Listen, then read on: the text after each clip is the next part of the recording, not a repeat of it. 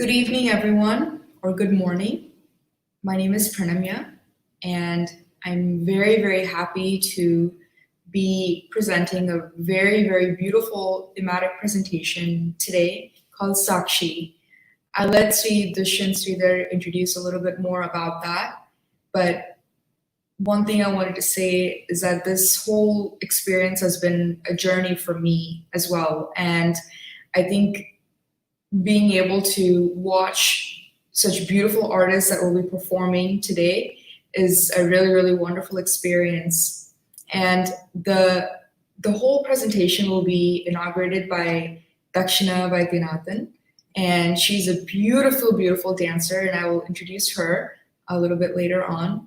But without further ado, I would really like to thank Sri Dushyanth Sridhar for conceptualizing this and coming up with this beautiful theme, and he will be giving us a little bit more information about this.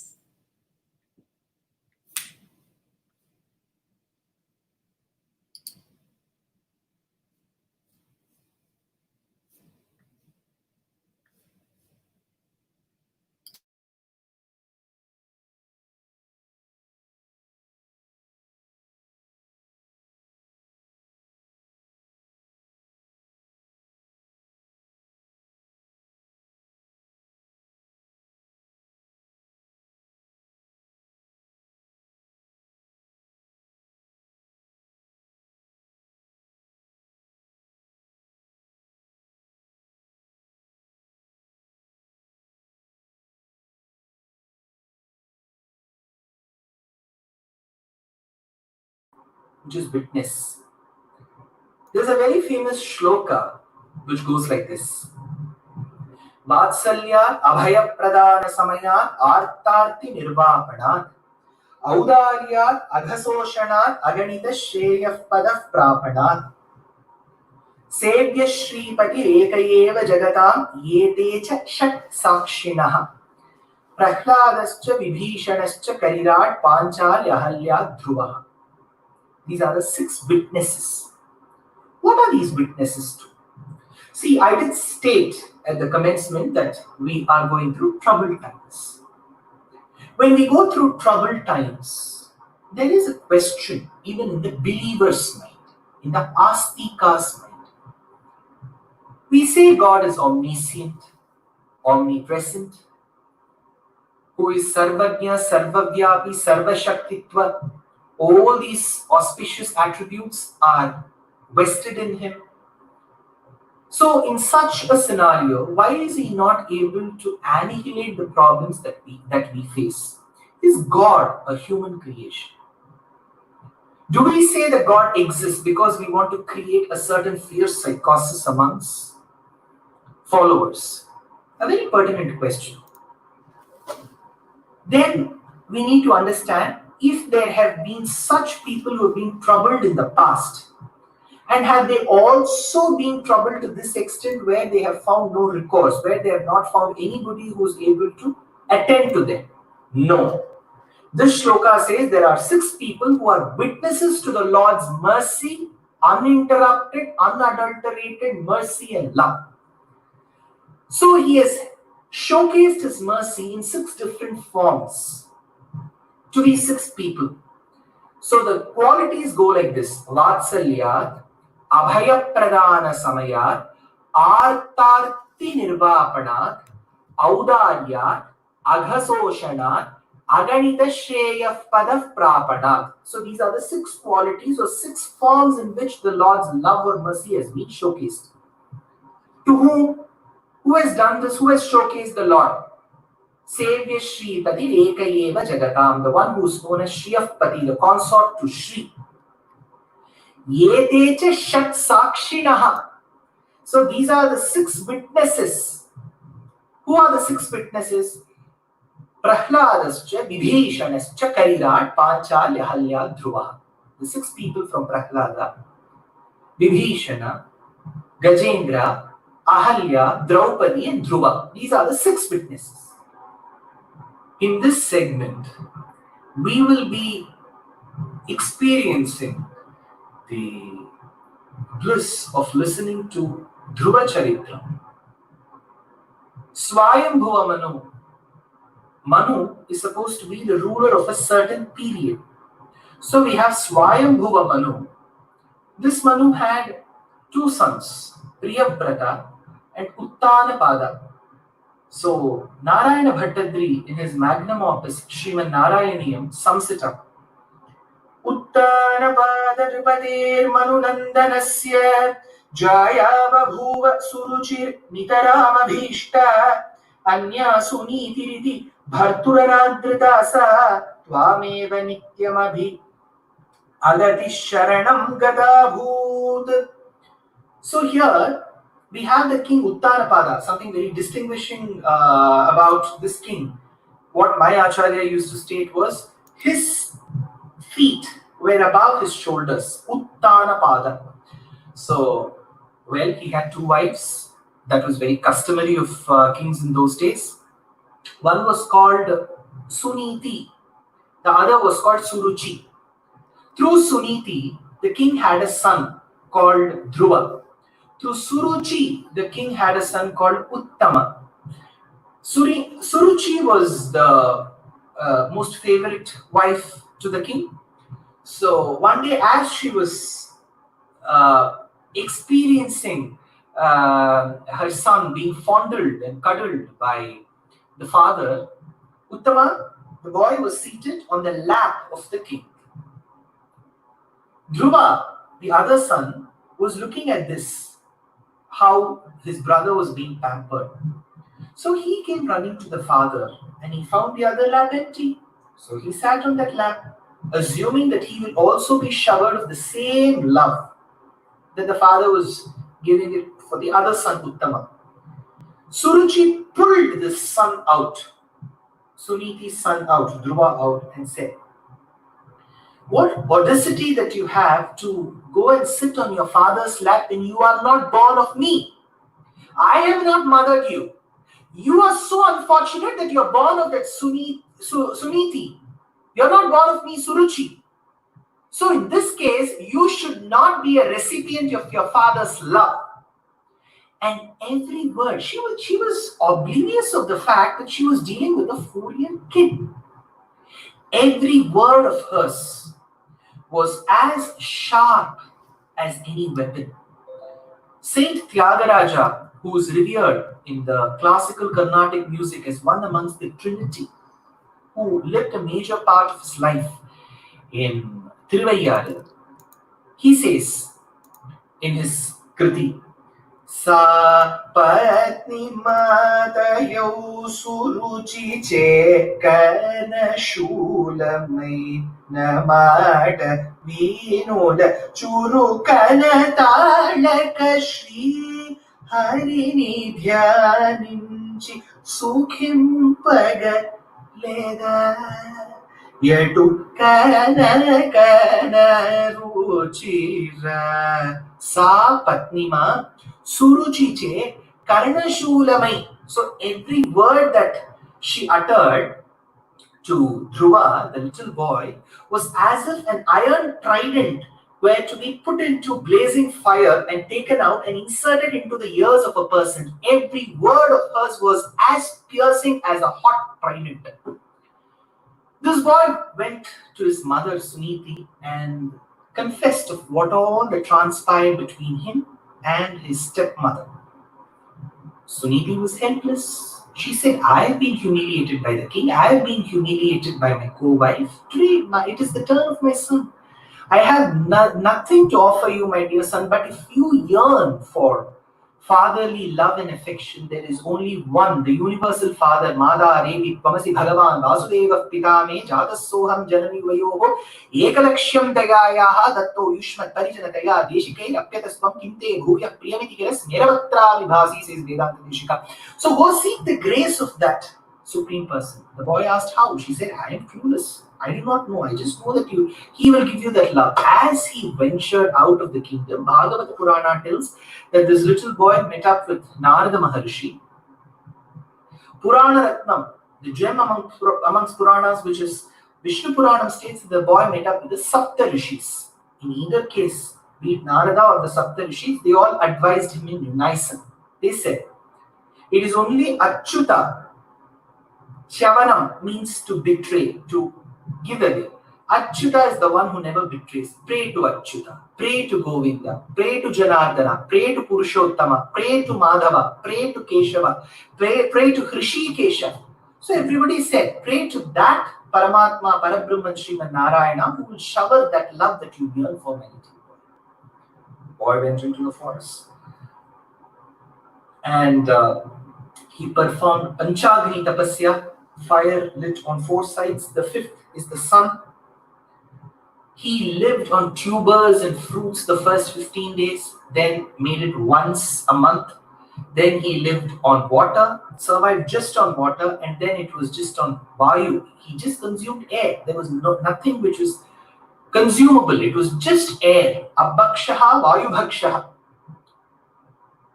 And as usual, you will have Indra who is a bit worried that this boy is aspiring to do all this to attain his position of being Indra.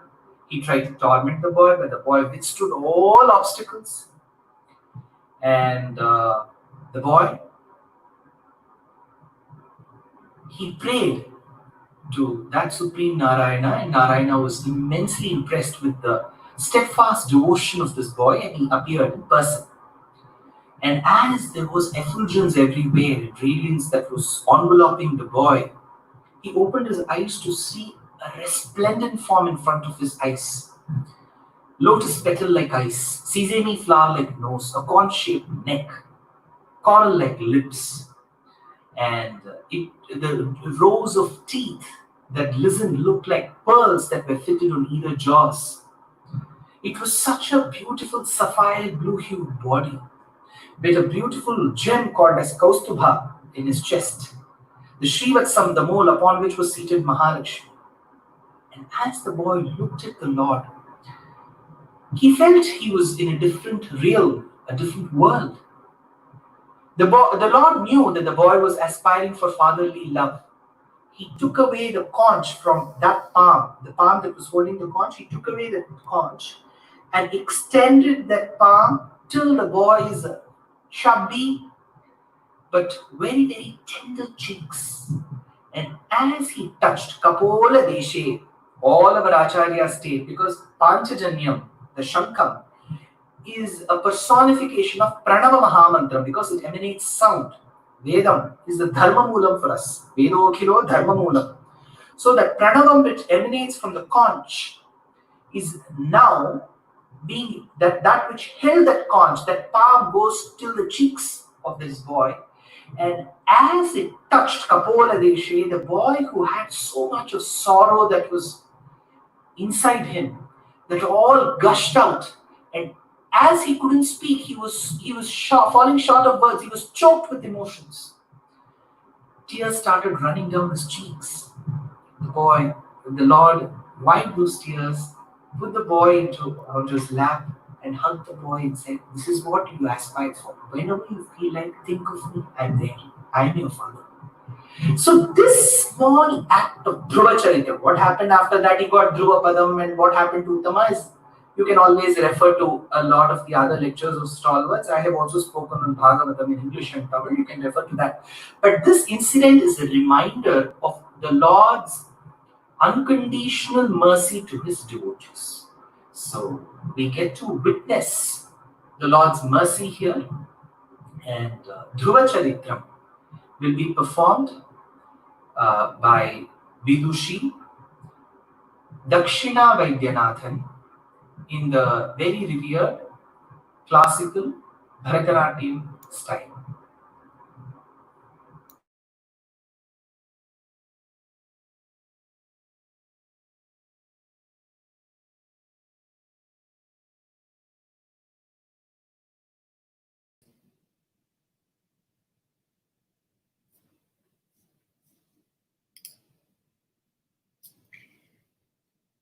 I'm very happy to introduce Dakshina Vaidyanathan Baghel. And as everybody knows, she belongs to a very, very prominent Bharatanatyam dance family. And she's undergone rigorous training under her grandmother, Guru Saroja Vaidyanathan, who is Padma Bhushan, and also her mother, Guru Rama Vaidyanathan, that everybody knows of. And She is also an electronics and communication engineer, having studied from the Vellore Institute of Technology. Dakshina has composed beautiful and many numerous compositions and has performed at some of the most prestigious dance festivals. And the thing that I really liked about her is the second I asked, do you want to be a part of this? She was so enthusiastic about it. And I think that type of energy and that type of attitude was very, very refreshing. So I'm very, very happy to introduce her today.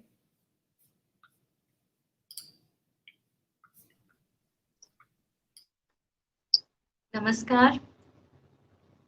Thank you, Pranamya, for that very generous introduction. Thank you for having me here on SＡKSHI. It's really a pleasure and an honor to be here.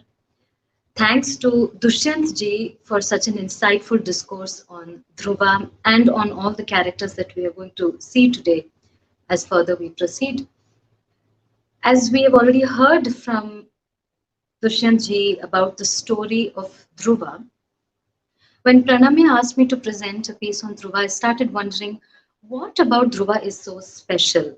Through mythology, we all know that rishis, munis, devas, asuras alike have prayed, meditated upon the Lord, and the Lord has bestowed upon them boons, his own darshanam, and so many things that they asked for. So, what is it about Dhruva that makes him so special? And I think the answer to me is that Dhruva meditated upon the Lord for no agenda. He had nothing to ask of the Lord. He wanted nothing. In fact, when the Lord appeared in front of him and said, "What do you want in return for this meditation?" he said nothing. All he wanted was love, which any 5-year-old child wants anyway from their father. So Dhruva had a trying childhood and was always yearning for his father's love, which he never received, and finally received that love from Lord Vishnu. As we know from the story, he meditates in the forest for 6 months without food or water. And finally, when the Lord appears in front of him, he is so overwhelmed, he can't speak. And when the Lord touches his cheek with his conch, he is able to speak again and bursts into the Dhruva Stuti, which he sings in praise of Lord Vishnu. Now, coming to the physical meaning of Dhruva, Dhruva Tara, or the pole star, as we know, lies exactly above the Earth's axis and appears to be constant. Now, from the frame of reference of the Earth, from the perspective of the Earth, everything changes and moves. The sun, the moon, the stars and constellations. Seasons change, life cycles come and go. People are born, people die. But that one Dhruva Tara above the Earth remains constant. It's what gives the Earth a frame of reference. It's what gives the Earth direction. Now, if this is to be translated microcosmically into what we call an individual or the self, I think it would translate to the stillness within. With an ever-changing world around us, ever-changing lives, this rat race against time that we're constantly running, the only thing that can keep us grounded and held together from within is this stillness. And how do we achieve this stillness? Through meditation and sadhana, exactly what Dhruva did to attain the Lord. So I think what I really like is how beautifully the mythological story, the physical meaning of Dhruva Tara, and the philosophical symbology of all of this, tied together in such an elegant manner. I think what about Dhruva is so special is that it took a small child's innocence to show all of humanity what true devotion and true meditation is. He wanted nothing from the Lord, and I think that is why he was rewarded by becoming the pole star above our earth, constantly there for all of us. This is why I call this piece Dhruva, Indian mythology's youngest superstar. I have put this piece together in the last few days, so I haven't been able to go into much depth or literature, but I have taken some music, edited and cut paste some music from a production of my mother's from 20 years ago.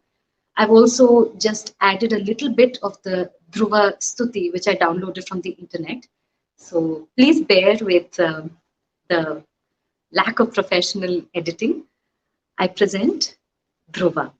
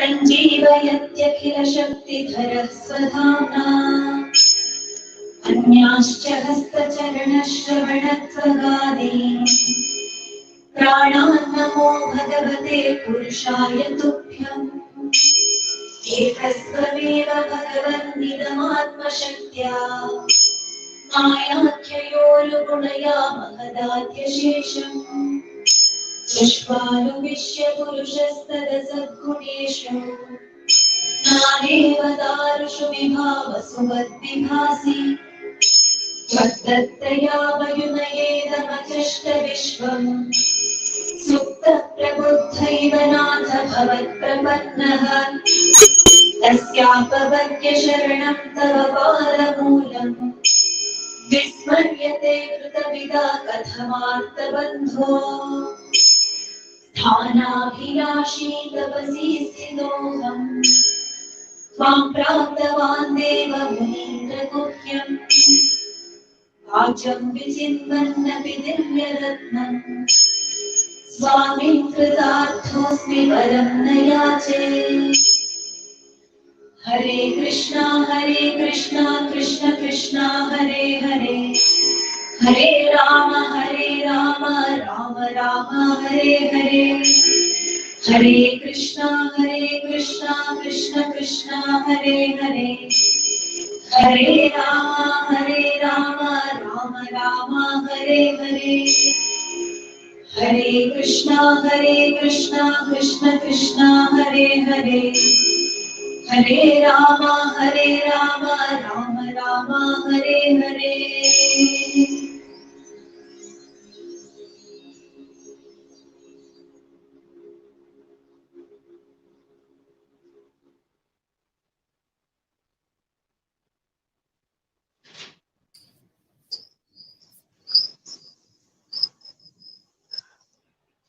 That was my presentation.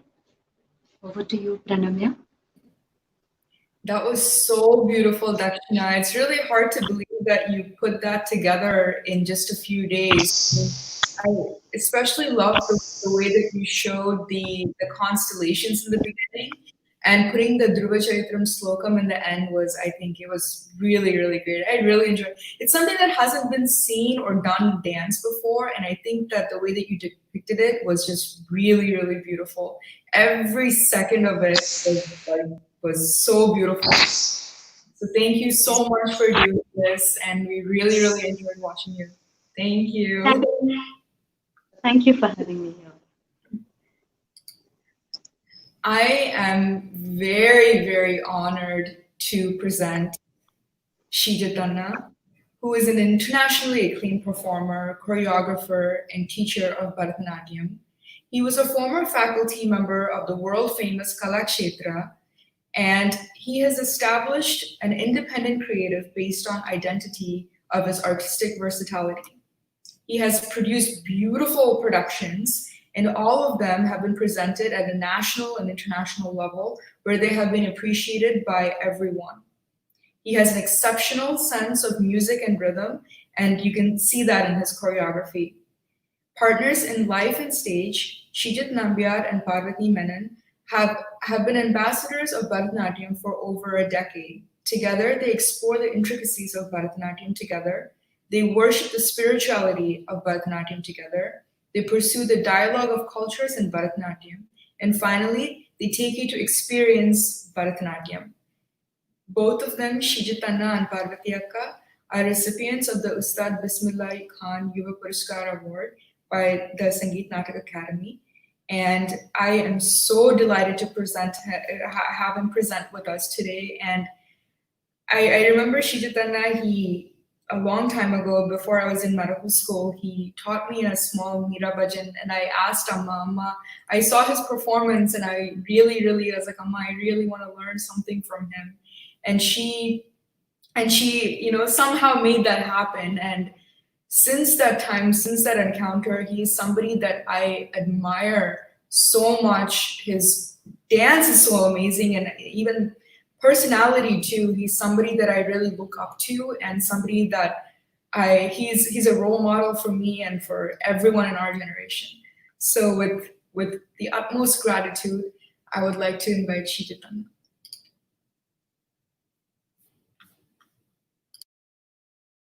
Namaskaram to all. Namaskaram, Pranamya. How are you? Can you hear me? All right. Okay. Yeah. So I can start, right? Yes. All right. Namaskaram to all. I'm extremely happy to be part of this wonderful initiation. I'm not going deep into the narrative part of this presentation, as all of you know the story of Gajendra.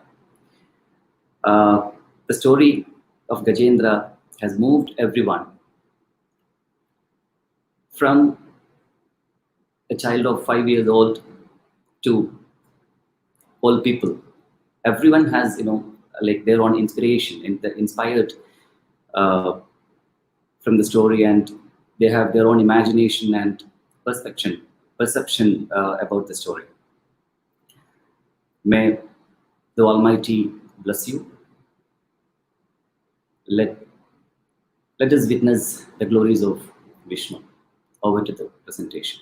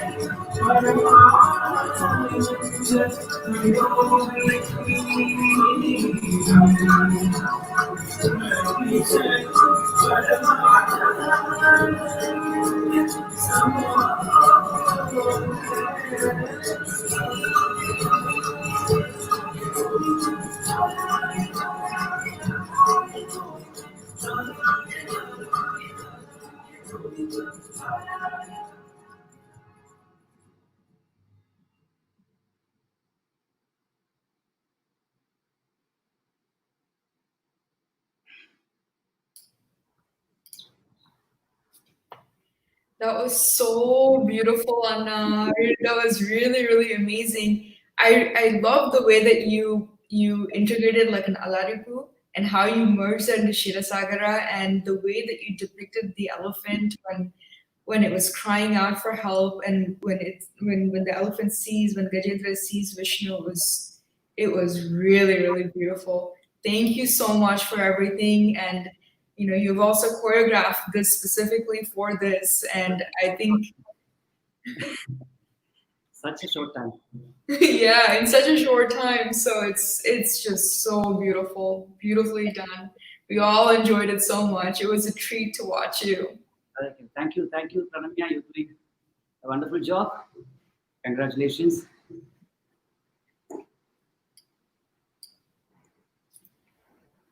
The next witness of the Lord is Prahalada. I apologize for because of the interest of time, we had to.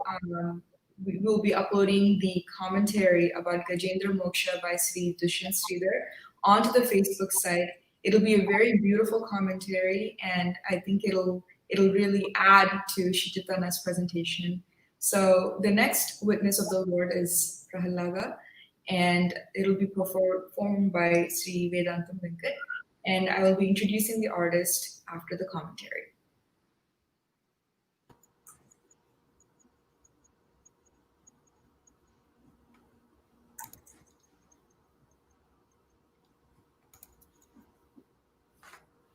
श्रुतीनाम् उत्तरं भागं वेगवत्याश्च दक्षिणं कामात् अधिवसञ्जीयात् कश्चित् अद्भुतकेसरी तपन इन्दु अग्निनयनः तापान् अपचिनोतु नः तापनीय रहस्यानां सारः कामासि काहरिः आकण्ठमादिपुरुषं कण्ठीरवम् उपरि कुण्ठितारातिं वेगोपकण्ठसङ्गात् विमुक्त Vaikuntha बहुमतिमुपासे.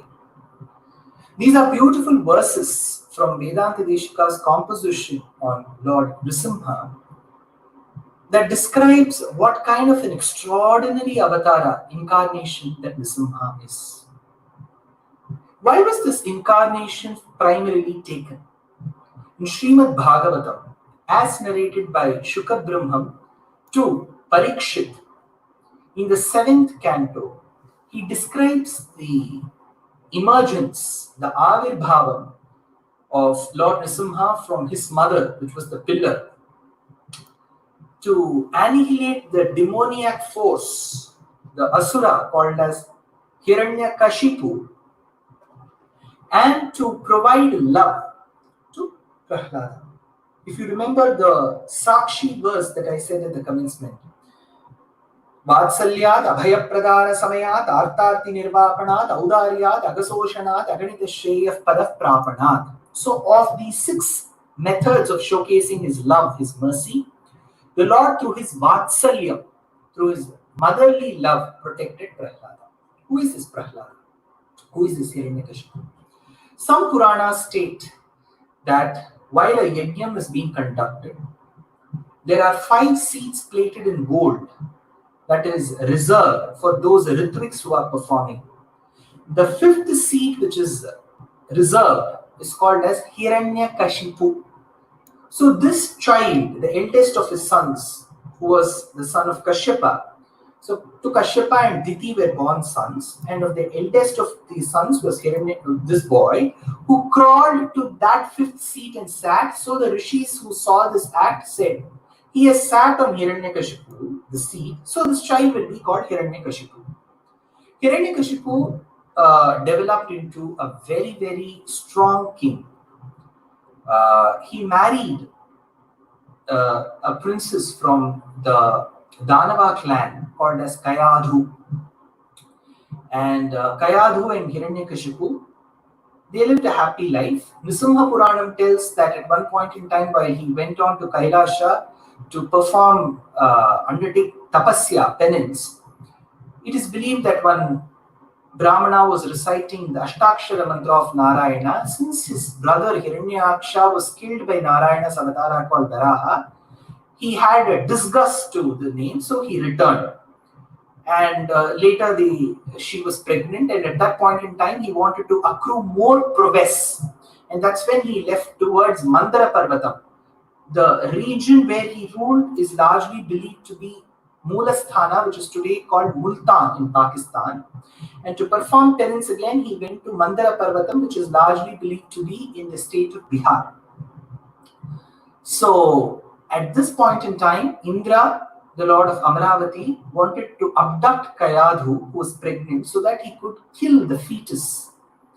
But Narada stopped. He escorted Kayadhu to his hermitage, and he gave her all comforts. And every day he would render discourses such as this. He would speak on Puranas, the various qualities of the Lord, explaining the importance of Ashtakshara, Omi Divyahare, Namaiti Paschat, Narayanayetu Parishtat, Omi Ekaksharam, Namaiti Dvayakshare, Narayanayetu Panchaksharani. The Akaram of Pranava describes the Paramatma, the Makaram of Pranava describes the Jivatma, the Ukaram tries to connect the Akaravachya Paramatma and Makaravachya Jivatma. So he used to give a lot of such quintessence of philosophy through his lectures. At one point in time, Kayadhu was so engaged in the stories that she started sleeping. Thus, engaging or getting engaged in stories may lead to sleep. See, generally when you're engrossed in something that gives you bliss or peace, you're prone to sleep. But this child is believed to have heard, deciphered, comprehended what Narada said. Later, Hiranyakashipu goes on to perform penance to Brahma. He obtains boons, complicated ones where even Brahma is a bit startled. He says, Brahma, I should neither die during the day nor the night. I shouldn't die inside the house nor outside the house. I shouldn't be dying in space nor earth.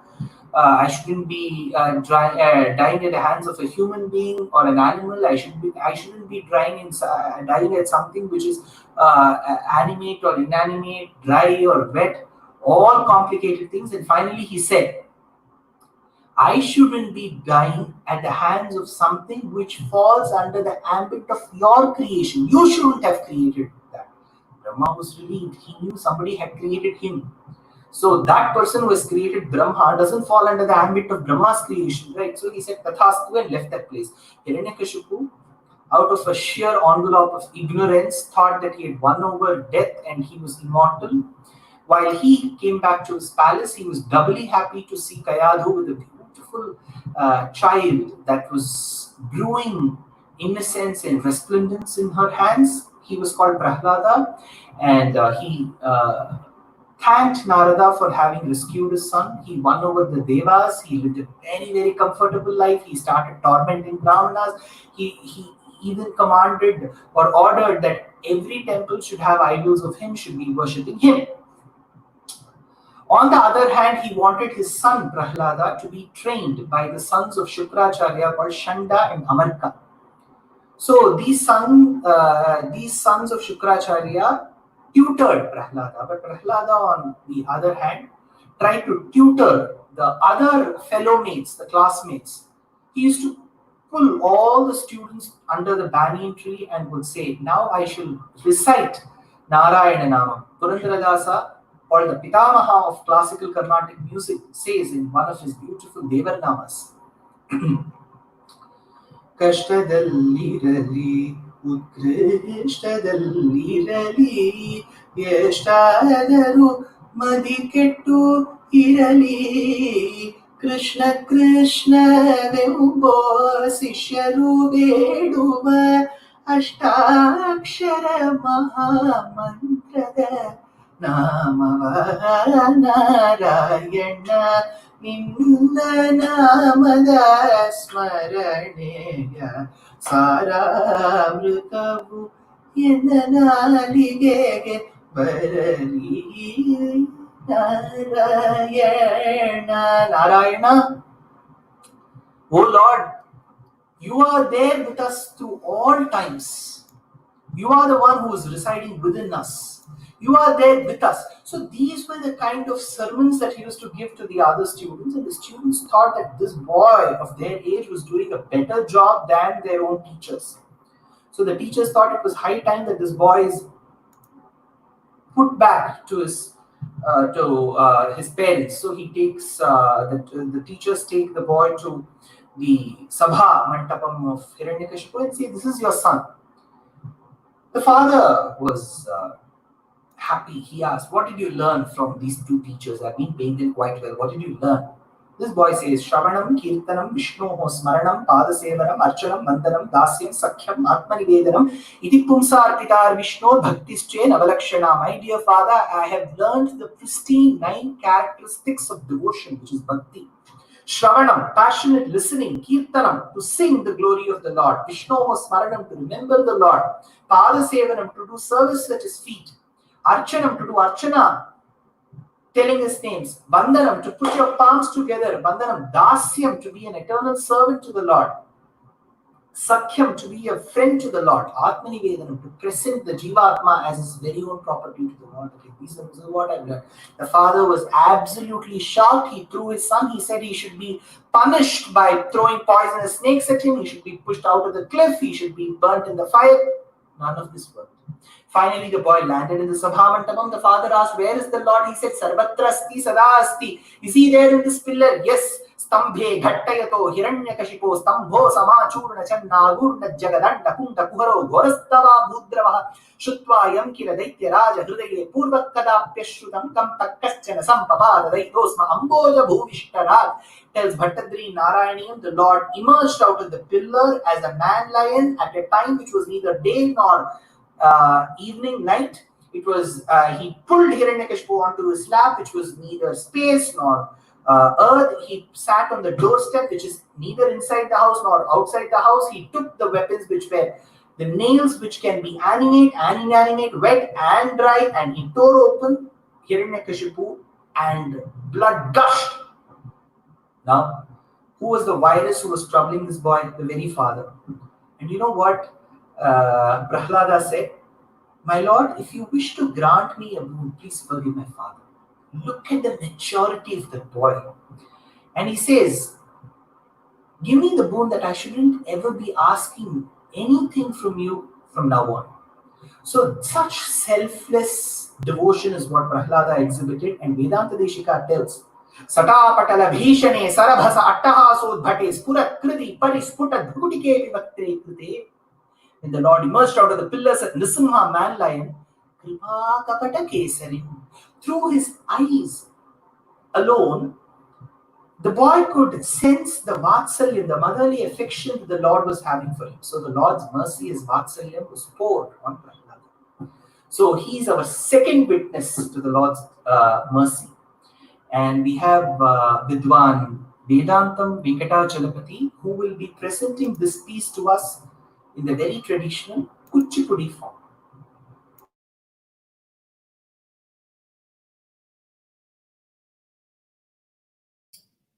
Vedantam Venkatachalapathy Rao hails from the illustrious Vedantam family from Kuchipudi village, and it's known for its Natya Parampara.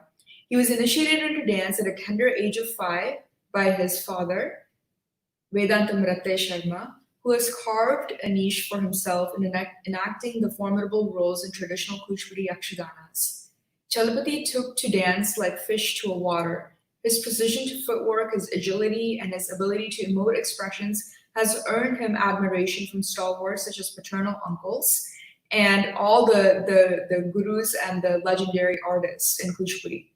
He has also been known to depict the Stri Vesham. So he also can do the female form of Kuchipudi, and he can also do all the other male roles with equal comfort. And he can kind of switch back and forth from the female to male roles, which is actually really, really incredible. His portrayals of Hiranyakashipa in Bhakta Prahalada, Bali Chakravarti in Ksheerasagara Madanam bear testimonial to his prowess. And I'm very, very happy to introduce Venku Garu, as we all call him today. And he will be performing a very, very interesting piece that is going to be reflective of the Yakshagana style of Kuchipudi. Yeah. Namaskaram. Inipistundandi andariki? I can hear. So first of all, I would like to say thanks to Pranamya. It's a wonderful opportunity. So I know so many people from the India, they are watching this video, so that's why I will explain a little bit in Telugu, then I will move to English. So ఈ రోజు మేము భక్త ప్రహ్లాద యక్షగానం నుంచి ఒక చిన్న అంటే total is 2.5 hours Yakshaganam, but మేము simplify చేసి ఒక 25 minutes దాన్ని షార్ట్ కట్ చేసి ఈరోజు మేము ప్రజెంట్ చేస్తున్నాం. I know in this pandemic situation stage crops and jewelry, makeup, nothing there. So for Yakshagana, Ahalya is the most important. But as in this situation, manam public ki and people ki manam enta help చేయగలమని ఆలోచించినప్పుడు as a artist గా మనం చేయగలిగింది heartful, bottom from the heart మనం God ని ప్రే చేయటం. In this pandemic situation ని remove చేసి అందరికీ హెల్త్ వెల్త్ ఇవన్నీ మనం అదొక్కటి మనం చేయగలం ఆర్టిస్ట్ గా. సో దానికి ఎటువంటి ఆహార్యం మేకప్ అవసరం లేదని నా భావన. మనస్ఫూర్తిగా హృదయం అంతరాళం నుంచి ఆ దేవుణ్ణి పిలిస్తే ఆయన డెఫినెట్ గా వింటాడు. విని యాజ్ ఏ ఆర్టిస్ట్ గా మన రిక్వెస్ట్ ఆయన ఓకే చేస్తారన్న భావన. సో అందుకని ఈ ప్రహ్లాద బిట్ ప్రజెంట్ చేస్తున్నాం. I'm dedicating this Prahlada bit today entire world లో ఉన్న పీపుల్స్ కి, and also the artist, not from Kuchipudi, not from Bharatanatyam, all artists, వాళ్ళందరికీ నేను దీన్ని డెడికేట్ చేస్తున్నాను. ఇందులో ఏమైనా మిస్టేక్స్ ఉంటే ఆ మిస్టేక్స్ అన్ని నావి, ఇందులో ఏమైనా గుడ్ క్వాలిటీస్ ఉంటే అవి నాకు టీచ్ చేసిన నా గురువు గారివి. సో ఈ రోజు నేను ప్రెజెంట్ చేస్తున్నాను Bhakta Prahlada. The script written by Vedala Tirunarayanacharyulu and Tiruvakkidi Ramanujacharyulu, and some Bhagavata పద్యాస్ and Vachikam, and this script, traditional script composed by music and dance by Chinta Venkatramaya garu, and I learned from this Yakshagana from my father, late Vedanta Sharma garu. So I'm going to present the Yakshagana, then after that I will talk.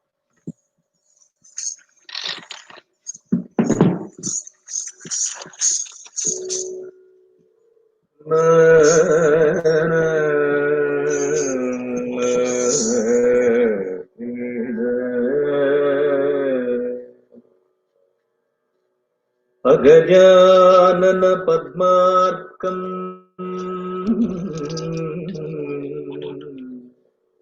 గజాననమహర్నిశం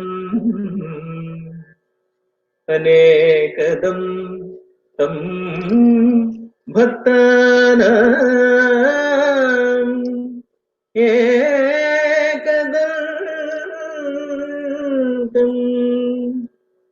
ఉపాస్మహే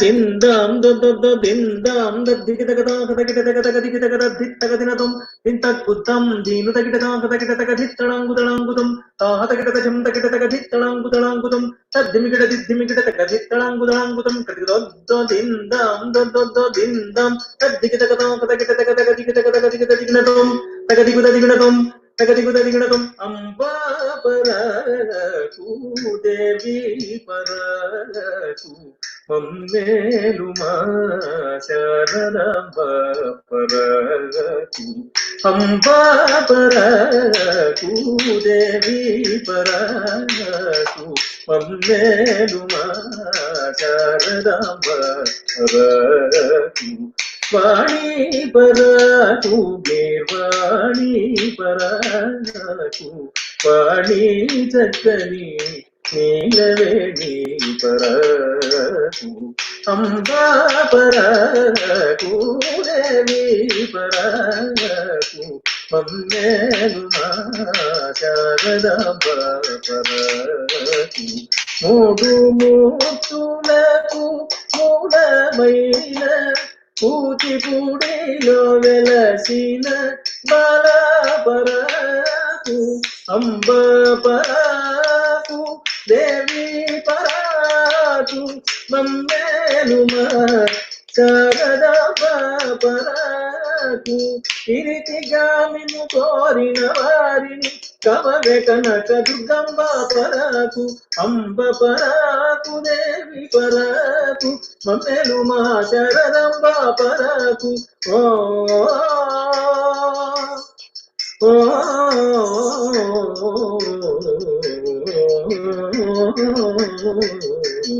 ఓ జననీయంబ దుర్గాంబ తల్లియంబ ఓ జననీయంబ దుర్గాంబ తల్లియంబ తజం తతం తదిద్దితం తం దం దం దినకృతై దిం దిం దిం దినకృతై తదిత్తం దం దినకృతై అని ప్రకారంబుగా ఇష్టదేవత ప్రార్థనాద్యనంతరంబున నేడు మాచే ప్రదర్శింపంబూనిన భక్త ప్రహ్లాదయను కూచిపూడి యక్షగానంబునకు కథాక్రమం వ్యక్తిరనినా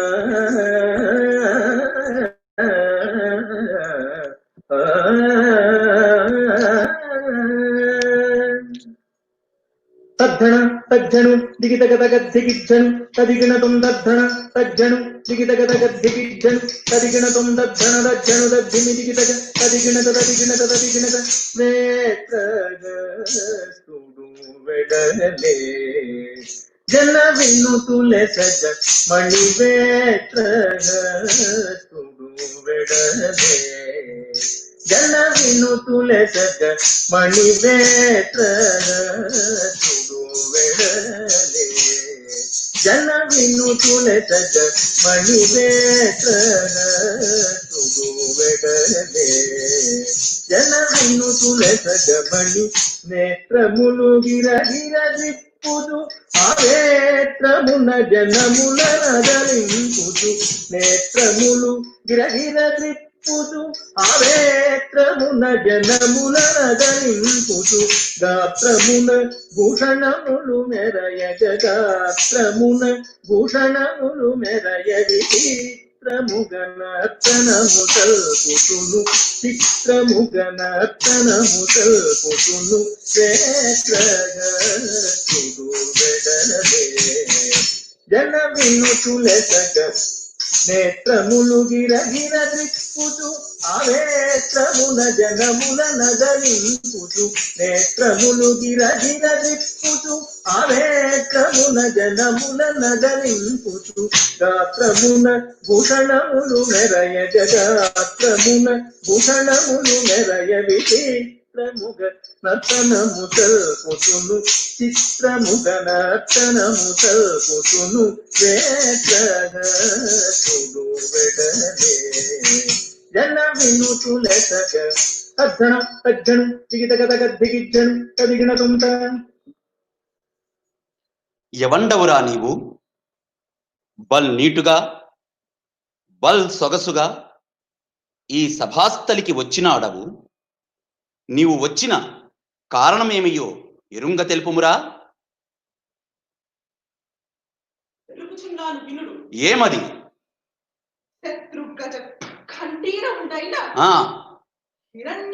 మహారాజు గారు నేడు ఈ సభకు రాబోచున్నారు కాన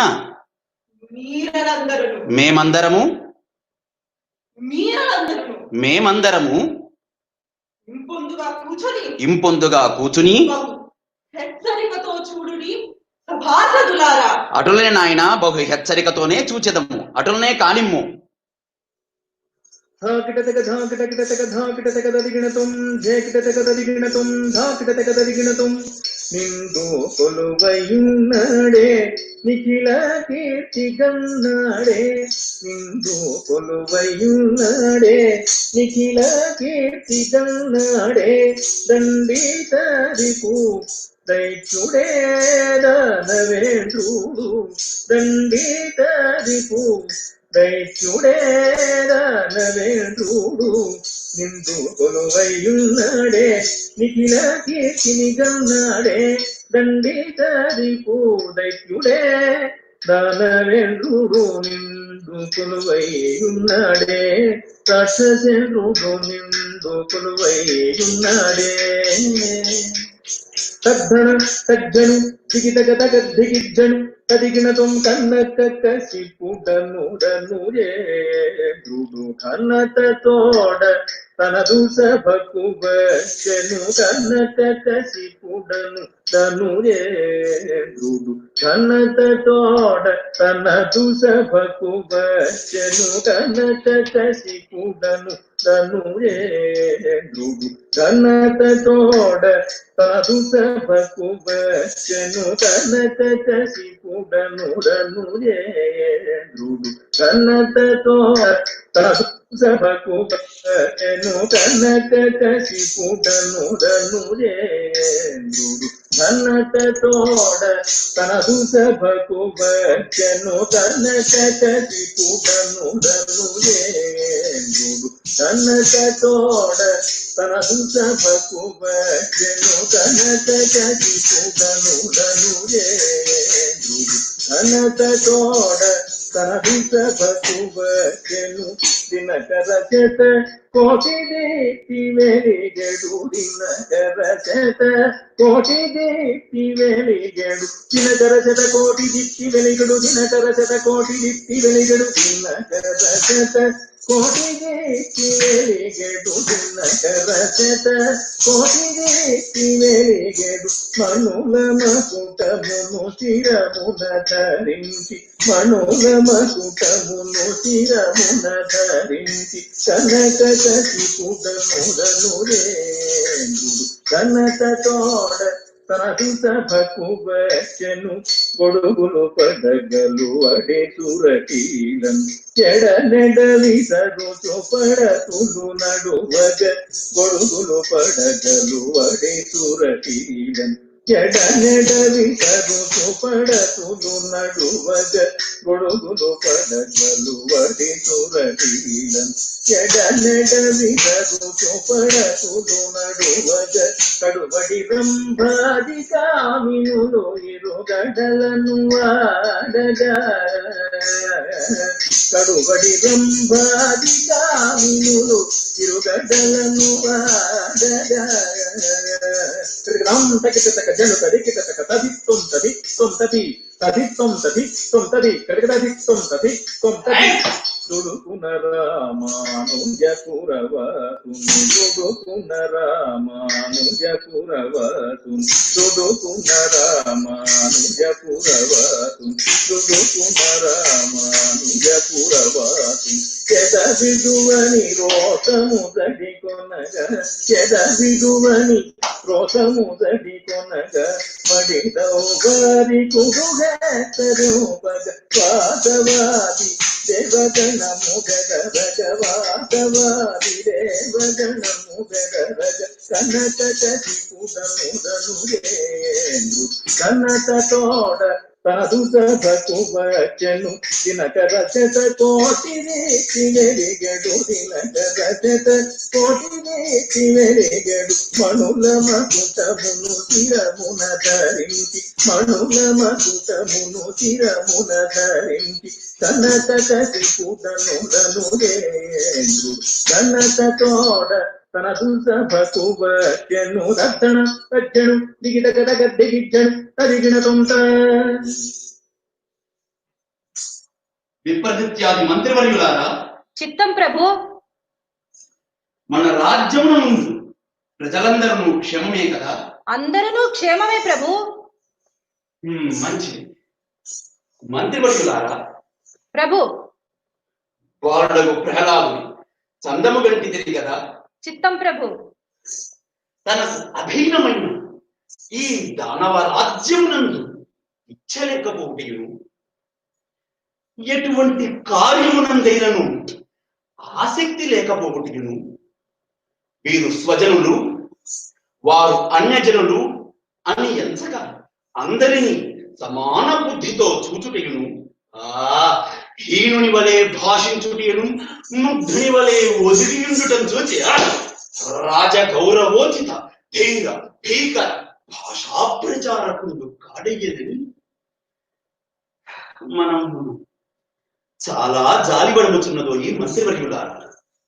అదీనం కాక నా వైర్యం ఆ శ్రీమన్నారాయణుని మాటి మాటికి సాటివాడు లేడని దీని వలె రుచించుచుండు నేను కోపోద్రిక్తుండనే దిగ్గజముల చేత సృష్టించింది విషభీకరోరగంబుల చేత కలపించింది జ్వాజ్వల్యమానానంబులం ప్రోగించింది ఉత్తుంగతరంగ విజృంభమాన భీకర రత్నాకరమునందు పడవైచింది ఉన్నత శిఖరాగ్రముల నుంచి మంత్రివర్య ప్రభు ఉన్నత శిఖరాగ్రముల నుంచి దొర్లించినను వీడు చావడియే వీడి బుద్ధి మారదయ్యే. అదియును కాక విశేషించి రక్షోపవర్గమును కూడా అపవర్గ మార్గంలో పెట్టి ఉన్నవారు. అయినను మనమున పుత్రేషను ఇంచుక మమ్ము బాధించుతున్నది. కడసారిగా ప్రయత్నించదు బాలులకు ప్రహ్లాదుని ఈ సభకు రావింపు. తమ ఆజ్ఞ ప్రభు. దానవేంద్రుని ఆజ్ఞా ప్రకారంబుగా సంతత హరినామ స్మరణాయ చిత్తుండగు ప్రహ్లాదుండు సభకు వచ్చు విధంబు ఎట్టిదనినా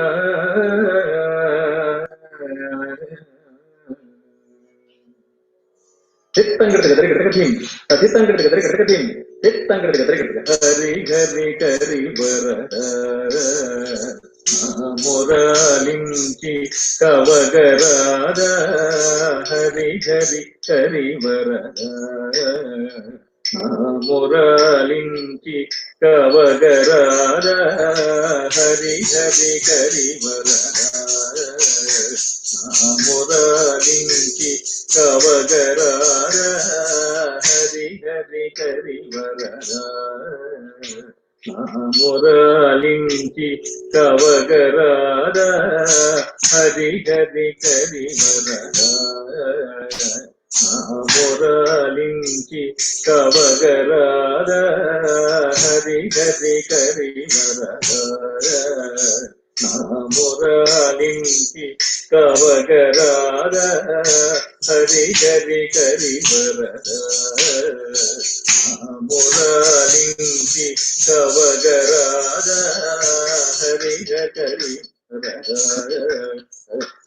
మురళించి కవగరార హరి హరి కరివరర కమల నయన కనకోజ్వల వసన కమల నయన కనకోజ్వల వసన కమల నయన కనకోజ్వల వసన కమల నయన కనకోజ్వల వసన విమలారుణ పల్లవను చరణ విమలారుణ పల్లవను చరణ హరి హరి కరివరర మురళించి కవగరార హరి హరి కరివరర నారాయణ హరి నారాయణ నారాయణ హరి నారాయణ ఎవడుర హరియను వాడవడుర హరియను వాడవడుర హరియను వాడవడుర హరియను వాడవడుర హరియను వాడవడుర హరియను వాడవడుర హరియను వాడవడుర ఈత చరాచరములకు అధీతుడగుతునేనుండగా ఈత చరాచరములకు అధీతుడగుతునేను అధీతుడగుతునేను అధీతుడగుతునేనుండగా ఈతుడు రామానుజపురవాసుడు సర్వేశుడనగ ఈతుడు రామానుజపురవాసుడు సర్వేశుడనగ ఈతుడు రామానుజపురవాసుడు సర్వేశుడనగ ఈతుడు రామానుజపురవాసుడు సర్వేశుడనగ ఎవడుర హరియను వాడవడుర హరియను వాడవడుర హరియను వాడవడుర హరియను వాడవడుర ఇందు అందు ఇందు అందు ఇందు అందు ఇందు అందు ఇందు అందు ఇందునందు ఎందుగాన ఇందిరేతుడన పడక ఇందునందు ఎందుగాన ఇందిరేతుడన పడక వాడెందుండును తెల్పరా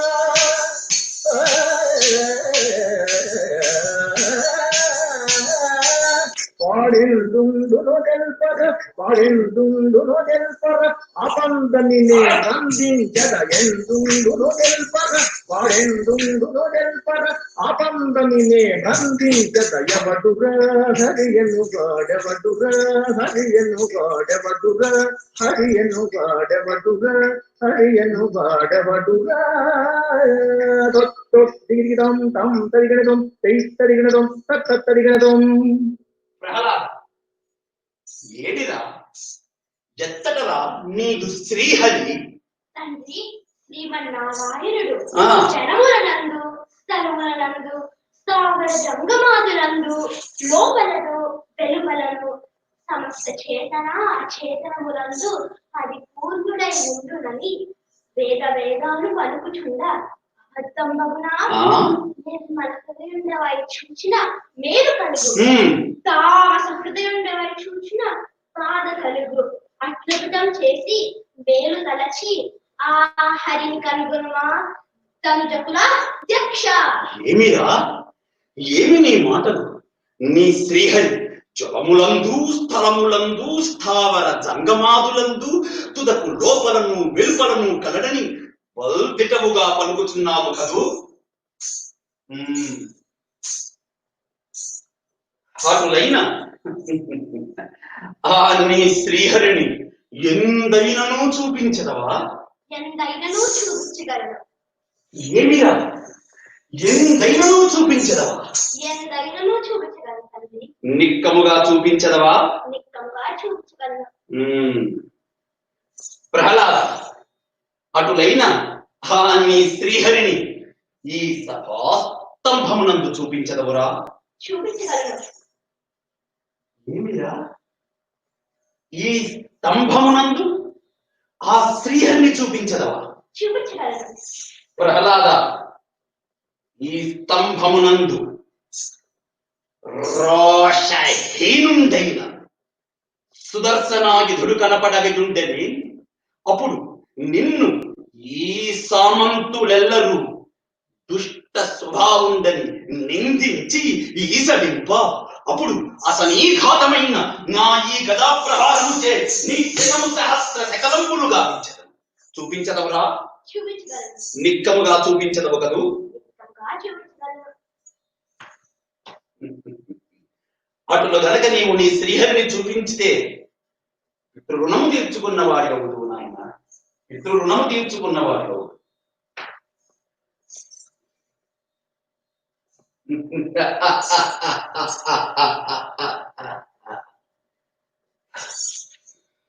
హే స్తంభమా, చతుర్దశ భువన ప్రకంపమానమై బ్రహ్మాండ కుహర భేదన ప్రచండమై దేవ సుర యక్ష కిన్నెర కింపురుష హృదయపుట భేదనమై ప్రళయకాల సమయ సంజృంభమాన గంభీరదం కోడి సమానమైన మదీయ గదా ప్రహారం నేడు నీవు చవిచూచెదవుగాక. హే స్తంభమా, ప్రవిమలదనుజ సభస్తంభంబున అవతరించే నదిగో నరహరి అవతరించే నదిగో.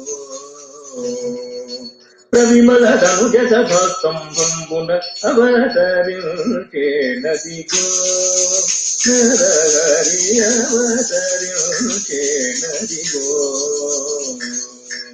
హేమకసి పూనముప ప్రఖ్యారుని ప్రేమ తోడమనుప. హేమకసి పూనముప ప్రఖ్యారుని ప్రేమ తోడమనుప. వెంకటనగధాముడు తామసమున వెంకటనగధాముడు తామసమున వెంకటనగధాముడు తామసమున నరహరి నామరూపుడై అవతరించే నదిగో నరహరి అవతరించే నదిగో. అహో నృసింహ, ఓరి రాక్షసాతమా, శంకరాకార, ఓరి పుత్ర ద్రోహి, నృసింహ రమ్ము నాతో యుద్ధమునకు. దురమునరిరే వేడుక చూడరే నరహరిరై చూడు వెగుల. దురమునరిరే వేడుక చూడరే నరహరిరై చూడు వెగుల. దురమునరిరే వేడుక చూడరే నరహరిరై చూడు వెగుల. దురలు మింట గెత్తరికలు జగతరణ సాయుధ వికాసమింపడర దురమునరే వేడుక చూడరే నరహరిరై చూడు. కంటి మంట సగలంట దానవుని వెంట నంటి ఫణిని గరుడు వెంటి పత్తు ప్రియము జనకంటకు భక్తి తొడవై పెట్టి చేసిన రారి దురమునరే వేడుక చూడరే నరహరిరై చూడు వెగుల. రక్షమం సదా మురాగరే శ్రీనారసింహ రక్షమం సదా మురాగరే శ్రీనారసింహ రక్షమం సదా మురాగరే శ్రీనారసింహ రక్షమం సదా మురాగరే. పక్షిగోధరా నికర పక్షదనుజ శిక్షాధ్యక్ష పక్షిగోధరా నికర పక్షదనుజ శిక్షాధ్యక్ష భక్షమం సదా మురాగరే శ్రీనారసింహ రక్షమం సదా మురాగరే శ్రీనారసింహ రక్షమాం రక్షమాం రక్షమాం.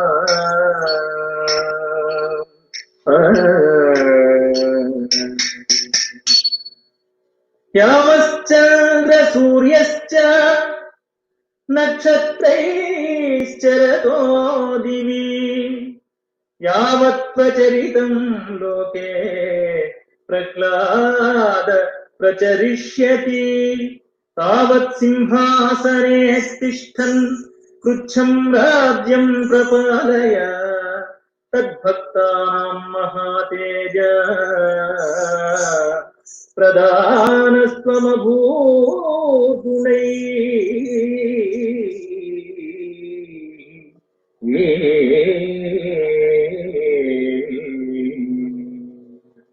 मङ्गलं नृसिंहदिव्यमङ्गलाङ्गते भवतु मङ्गलं विलासविधृतमानिताकृते मङ्गलं नृसिंहदिव्यमङ्गलाङ्गते भवतु मङ्गलं विलासविधृतमानिताकृते जलजवदन मुखरदिविजकुलज पोषणा भक्तविलसदमलमानसैकललितभूषणा मङ्गलं नृसिंहदिव्यमङ्गलाङ्गते भवतु मङ्गलं विलासविधृतमानिताकृते शेषनगनिशेष जगदशेषपालना सरसभाषणौघतुषितमुनिविशेषमोहना मङ्गलं नृसिंहदिव्यमङ्गलाङ्गते भवतु मङ्गलं विलासविधृतमानिताकृते मङ्गलं नृसिंहदिव्यमङ्गलाङ्गते भवतु मङ्गलं विलासविधृतमानिताकृते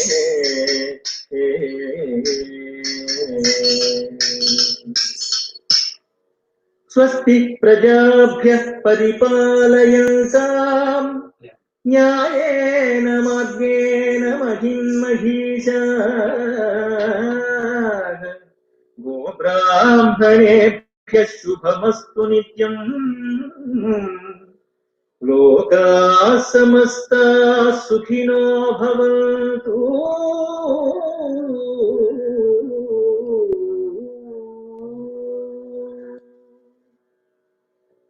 ॐ शान्ति शान्ति शान्तिः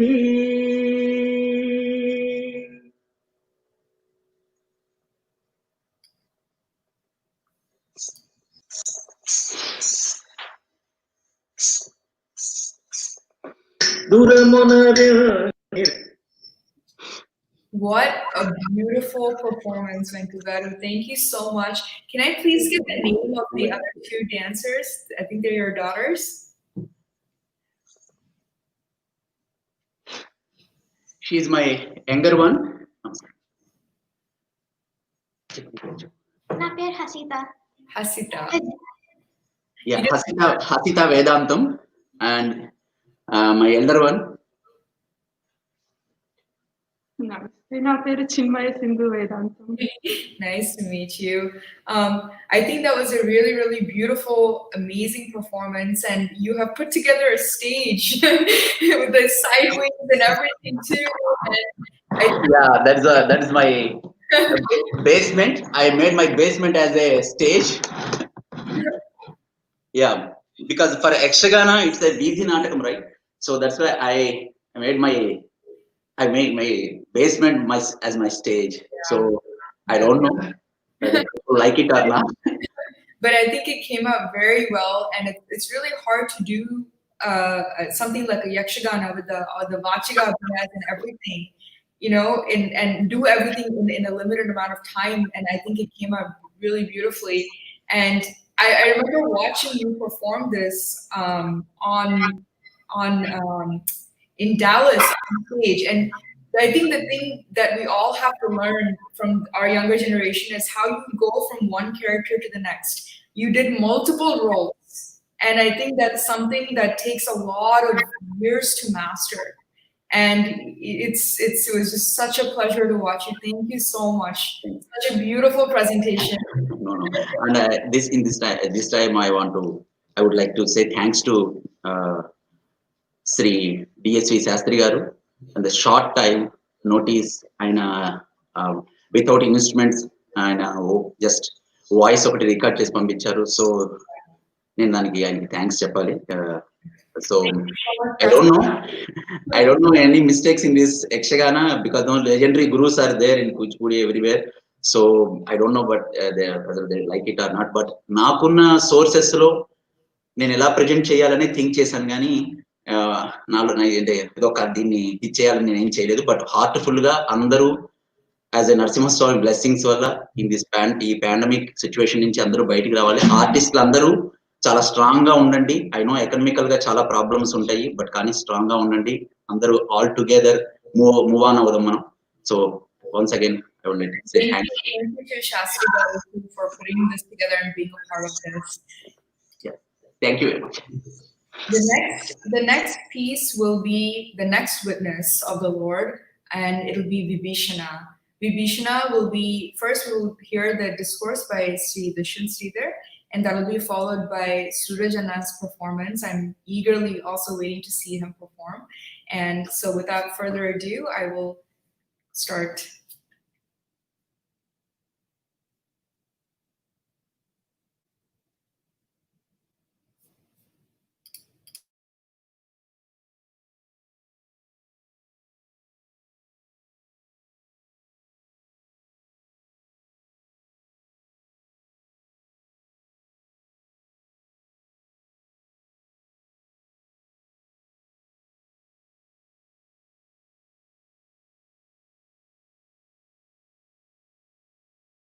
That some mistake must have happened, some crime we must have committed to have a good person in our family. So she assigns that no good person can be born into her family. It is by mistake, by sheer unexpected coincidence that Vibheeshana was her brother. So it is sister who certifies the brother.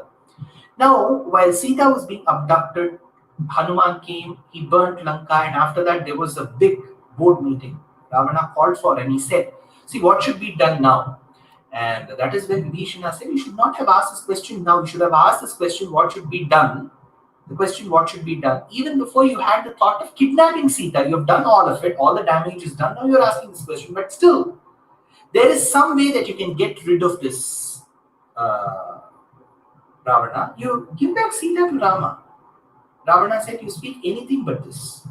So Vibheeshana tried advising. He was admonished by his very own nephew called Indrajit. He thought it's high time that I quit a place where there is adharma. I tried advising you. I was being a dutiful brother. I was trying to be a dutiful citizen. But my voice is not being heard. So I shall leave this place. And he left this place. Chaturbihi ityuktva sagadapanihi chaturbihi saha rakshasehi. With 4 rakshasas he went. After having reached the coast of India, the monkey stopped him and Sugriva said, wait, who are you? He says, Ravano nama durvritto rakshaso rakshaseshwaraha tasyaham anujo bhrata Vibheeshana iti shrutaha tyakva putramscha daramscha raghavam sharanam gataha. I am the brother to that atrocious king called Ravana. Somebody introduced himself that way, but he wanted to be honest. He said, this is, yes, my qualification as of now, but I have come seeking asylum at the feet of Rama. Raghavam sharanam gataha. Go please tell Rama. But Sugriva was very reluctant. He goes to Rama. Rama asks what happened. He says, Ravana's brother has come. Rama asks, what did you say? I said, wait. Rama frowns, but he's not able to comment anything because he's under coalition. He's in a memorandum of understanding with Sugriva. That is when all others, Jambavan, Angada, Lakshmana, they all start telling that it is high time we send him back.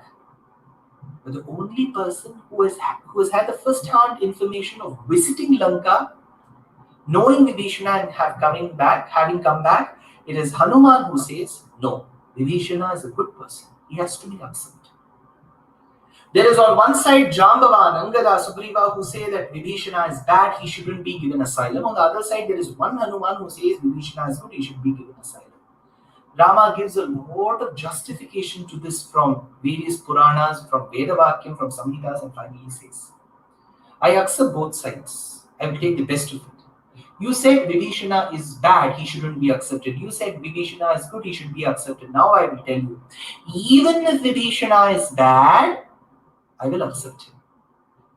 So he says, Sakrityeva prapannaya tavasmi iti chayajate abhayam sarvabhutebhyaha dadamyetat vratam mama. This is my vow, it is my pledge to give asylum to anybody who performs prapatti or sharanagati.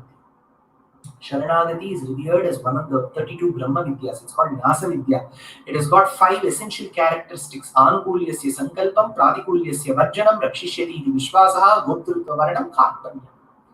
So with all these 5 angas, necessary characteristics to perform prapatti or sharanagati or unconditional surrender, here is Vibheeshana who has performed. Vedanta Deshika writes a gloss on this particular incident in Abhaya Pradana Saram and finally says, Atmani Vedanam, he has submitted himself. So Rama accepts him and says that I have nothing in my hands to give you, but I can make you the king of Lanka. Everybody was shocked. Ravana is still there, they don't know how to go to Lanka, but he says, I will make you the king of Lanka. You seem to be a righteous king. The kingdom needs a righteous king like you. I will make you the king of Lanka. Lakshmana comes and asks, my dear brother, now you have given the kingdom, promised the kingdom of Lanka to Vibheeshana. What if tomorrow, like Vibheeshana, Ravana comes seeking asylum at your feet? Now, which kingdom will you give to Ravana then? Because you've already promised to give Lanka to Vibheeshana. Rama says, don't worry, I will give Koshala Desham, which is Ayodhya, to Ravana. So Rama's mercy had no boundaries. So we very clearly have Rama showering his unconditional mercy on Vibheeshana. So Ramayana gives us 2 examples. One is Ahalya, the second is Vibheeshana. Both were recipients of Rama's grace.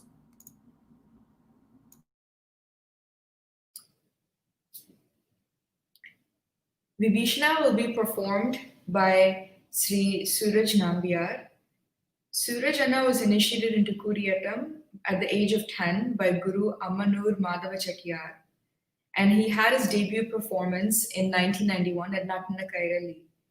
His gurus are Padma Bhushan Ammanur Madhava Chettiyar, G. Venu, Ammanur Parameshwara Chettiyar, and Ammanur Kutan Chettiyar. He has also learned Sanskrit from Parameshwara Chettiyar. He has performed some of the most important roles in the Kuriyatam ballets and has also performed Chettiyar Kutu. Sooraj Anna has been a participant of Abhinaya Kalari, or the acting laboratory, and that is organized by Natana Kairali and Sanskriti Prabha for 3 years. He has played the main roles in Abhijana Shakuntalam and many other productions of the Kuriyatam, the stories. He's also performed widely with Ammanur Chachu Chettiyar and Natana Kairali outside of India too. He's traveled with solo performances and has performed in countries such as Japan, South Korea, Sweden, the Netherlands, Finland, Germany, Switzerland, etc. He was one of the 2 actors who represented India at the workshops of the World Theatre Project conducted in Kerala, in Sweden, in Mozambique. He's also worked as an assistant to G. Venu in theatre workshops organized by Kerala Sangeet Natak Academy in Thrissur and the National School of Drama in New Delhi. He was a recipient of Ustad Bismillah Yuva Purishkar of Sangeet Natak Academy. Actually, all of the performers that you have seen so far, Shijith Nambiar and Sooraj Anna, they're all the recipients of this prestigious award. And he's also an ICCR and panel artist. He's currently a staff member of the Ammanur Chachu Chettiyar Smaraka Gurukulam in Irinjalakuda, and he's a guest faculty at the NDS in New Delhi. So we will welcome Sooraj Anna.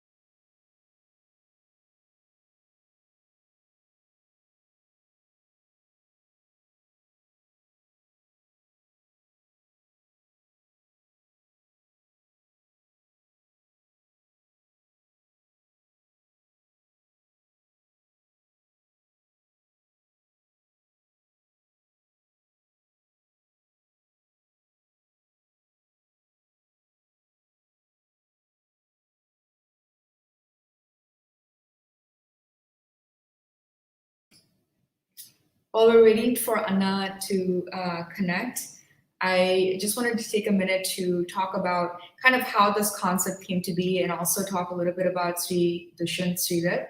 And initially, we had that last series of Resurgence series with all of the other the dancers. And then it came to my mind, I've always wanted to do something with Dushyanth Garu, and I just messaged him and I thought maybe, we can do a collaboration together. So then he suggested this theme. I had actually, initially suggested, thought maybe we could do something about Ramayana or Macharya Kirtanas, and he came up with this beautiful idea, and he had come up with this suggestion of doing something about the 6 witnesses of the Lord. And it just, we do have some on Gajendra Moksha, and then we do have some on things like Draupadi, but it was also a very new concept to do something about Ahalya and something about Dhruva.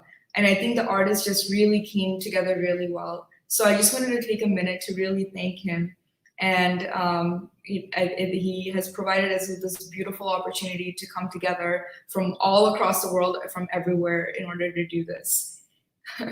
And Dushyanth Sridhar is one of the most sought after public speakers in the Sanatana Dharma, who renders closest discourses in English and Tamil. He has rendered over 3,000 discourses in 125 cities across 25 countries. He enjoys a wide spectrum of audience following on YouTube with over 50,000 subscribers and over 10 million views. He manages a mobile application called Desika Daya with 15,000 users from 50 countries who seamlessly have access to the free audio content of over 1,000 hours, among other features. He has acted in the movie Vedanta Desika as a protagonist. Besides penning its story and dialogues, he organizes heritage tours and conceptualizes dance productions. He manages Desika Daya, a charitable trust that has donated and sponsored cultural activities for over 4 million INR. He is also a recipient of many coveted titles, such as Sarvakala Chudamani, Harikatha Bharati, and he's actually one of my favorite people to listen to discourse-wise. He was declared a global 30 under 30 as well. He also is an alumni of BITS Pilani, and he currently lives with his family in Bangalore. And I'm very thankful for everything that he has done and all the support that he has shown us. And I think we might be actually having a little bit of an issue with the connection. But I think Sooraj is going to be here.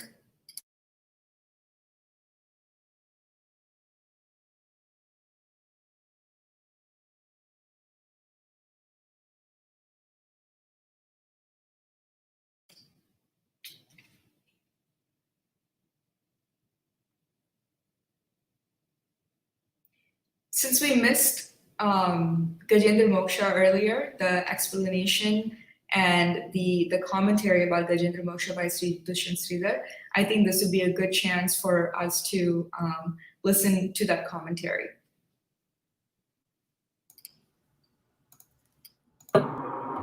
Narayana Bhattadri, who lived around the 15th and the 16th century in the beautiful state of Kerala, while he was seated in the sanctum sanctorum of Guruvayurappan, Lord Krishna's Sannidhi, he composed Narayaniyam, and in Gajendra Moksha Dashakam he says, Indradyumnaha Pandyakandadirajaha Swadbhaktatma Chandanadrau Kadachit Tvatsevaya Magna Dhiraluloke Naivagastyam Praptam Adityakamam. It is said that there was a very devout king called as Indradyumna, and while he was engaged in religious services to the Lord, that is when the very famed Rishi of a very short stature called as Agastya walked into his Shuddhatma, Antahpuram. Agastya has been mentioned in the very famed Kriti of Ganesha, Pura Kumbha Sambhava Munivara Prapujitam Trikonam Dhyagatam Murari Pramukhadhyupasitam Mooladhara Kshetra Jiritam Pura Kumbha Sambhava Muni, the one who's born of a pot, petri dish. So Agastya is also the rishi who met up with Rama, Lakshmana and Sita on their sojourn to Dandakaranya. Aranya Kandam mentions of this, Valmiki mentions of this. Agastya is also believed to be the rishi who formulated the grammar and the grammatical aphorisms for Tamil, which is revered as one of the world's oldest, very, very classical heritage languages. So Agastya walked into the Shuddhatma. Since the king was engaged in religious services, he nodded his head. The rishi immediately since you nodded your head and not receive me with that grandeur, you'll be born as an elephant. So this king Indradyumna, who was cursed by Agastya, was born as Gajendra. Gajendra means Gajanam Indraha. Indraha is chief leader. Gaja is elephant. Gajanam of elephants. He is the leader. So he was treated as a leader. You must be surprised to know that there is a beautiful festival where elephants come together. It's called the Puram festival, which is celebrated in Thrissur in Kerala.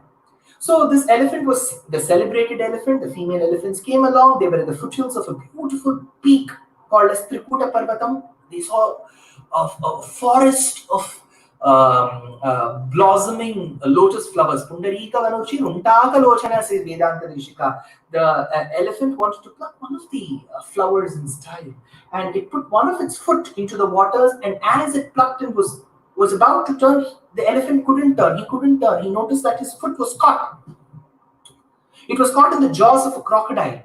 So he wailed in pain and he cried for help. So his cry has been put together as a beautiful poem, as a beautiful stuti called as Gajendra Stuti in Bhagavatam.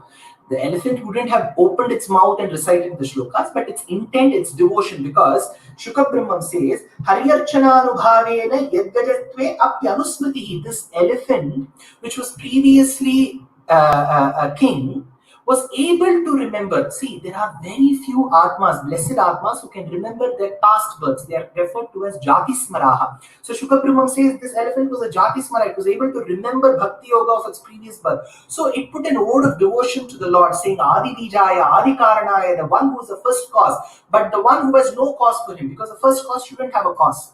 So the one who has no cause but is the cause for everything else, oh God, please come and help. So Indra, who was about to sit on his elephant Airavata, backtracked. He said, it's not me. Lord Shiva, who sat on Nandikeshwara, he said, it's not me. I am not Adi Karanaya. Same is the case with Brahma. The Lord who heard this wailing elephant, he jumped from his serpent couch. Sridevi, Bhudevi were absolutely shocked. They've never seen him in such haste. He's supposed to be a very comfortable Lord who's enjoying all comforts. Probably it would have been a lockdown there. His driver, his celebrated vehicle called Garuda, was resting. He pulled Garuda to a distance. Garuda was unable to understand. He was unable to comprehend what was happening. The Lord sat on Garuda and he said, go, move. He said, see, I am an aggregator. You'll have to tell me where I have to go. Where is the drop point? The Lord said, move. Adantrita chamupati prahita hasta amasvikrita. Even the ornaments that he generally adorns himself with, none of them he carried. He moved to that spot, and while he was just about to turn and look at his chakra, Sudarshana Ayudaha, Ayudheshwaraha, you go and do your duty, he found the chakra missing.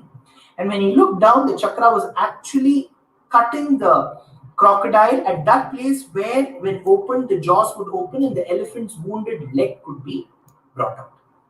Now comes a very pertinent question. The Lord, who is omniscient, omnipresent, Sarva Shakti, Sarva Vyapi, could have done all this protection by being in Vaikuntha itself. Why should he sit on Garuda and come there?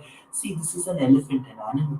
An animal requires its master to be physically present. Dogs and cats die when they are not around their masters. Animals, humans are different. Humans, we are very unique, but animals need love. They are very loyal. So this elephant wanted the Lord to be physically present. To be physically present, the Lord had to be there. And he took the wounded leg and blowed hot air and tried to massage that particular foot and tried to give whatever possible medication he could. So this is a very, very simple anecdote that describes how merciful the Lord is. Even to an animal, forget the humans. We humans think we are in the topmost tier of the hierarchy. No, even to an animal. It is the same Lord whom we worship who comes and protects that animal.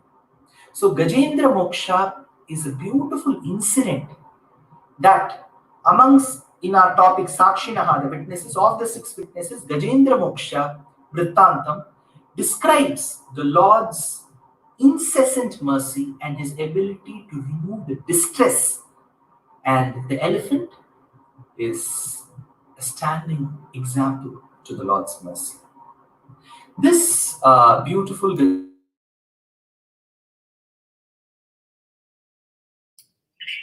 So I'm very, very happy to introduce Sri Sooraj Nambiar, or Sooraj Anna. I remember watching him perform, and he performed as Ravana and as Bali, and it was so incredible. So I'm very, very happy here today to introduce Sooraj Anna.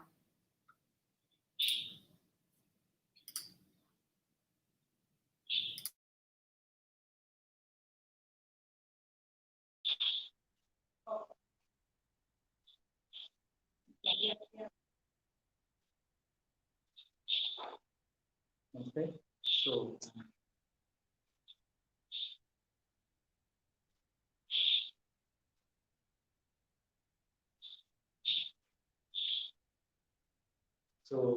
I'm starting, and thank you Pranamya, and thank you Dushyanth for the explanation. And with me, Onmiravu Sri Kalamandanam Raji. He's a well-known Miravu player and also a Academy awardee from Awardee, and secretary around. So already we have explained by Dushyanth.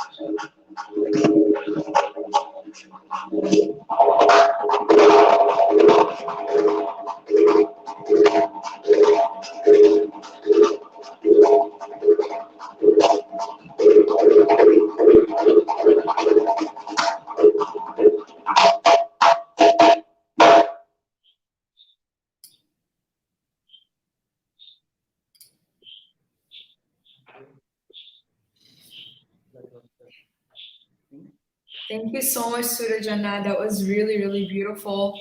And thank you also to both of the drummers too. They have done such a wonderful job. It's so energizing and so refreshing to watch your performance.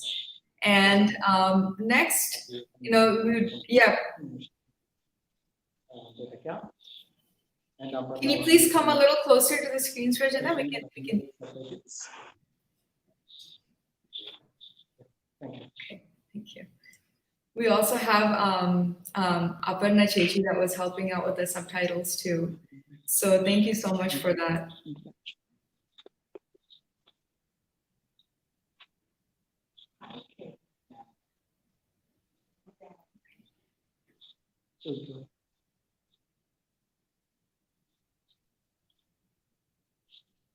Okay, so we now have a short live interactive session with Sri Dushyanth Sridhar, and I've introduced him previously, but just to introduce again, he is one of the most sought after public speakers in Sanatana Dharma, who renders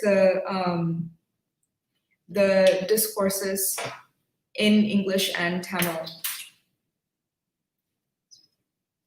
And while we're waiting for him, just give him 1 minute. I think we're having a little bit of technical issues.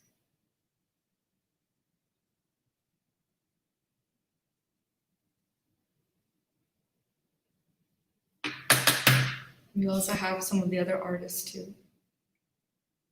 Shijith Nambiar.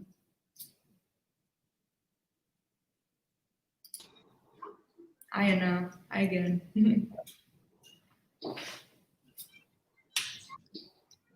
We're just waiting for everyone to join us really quick.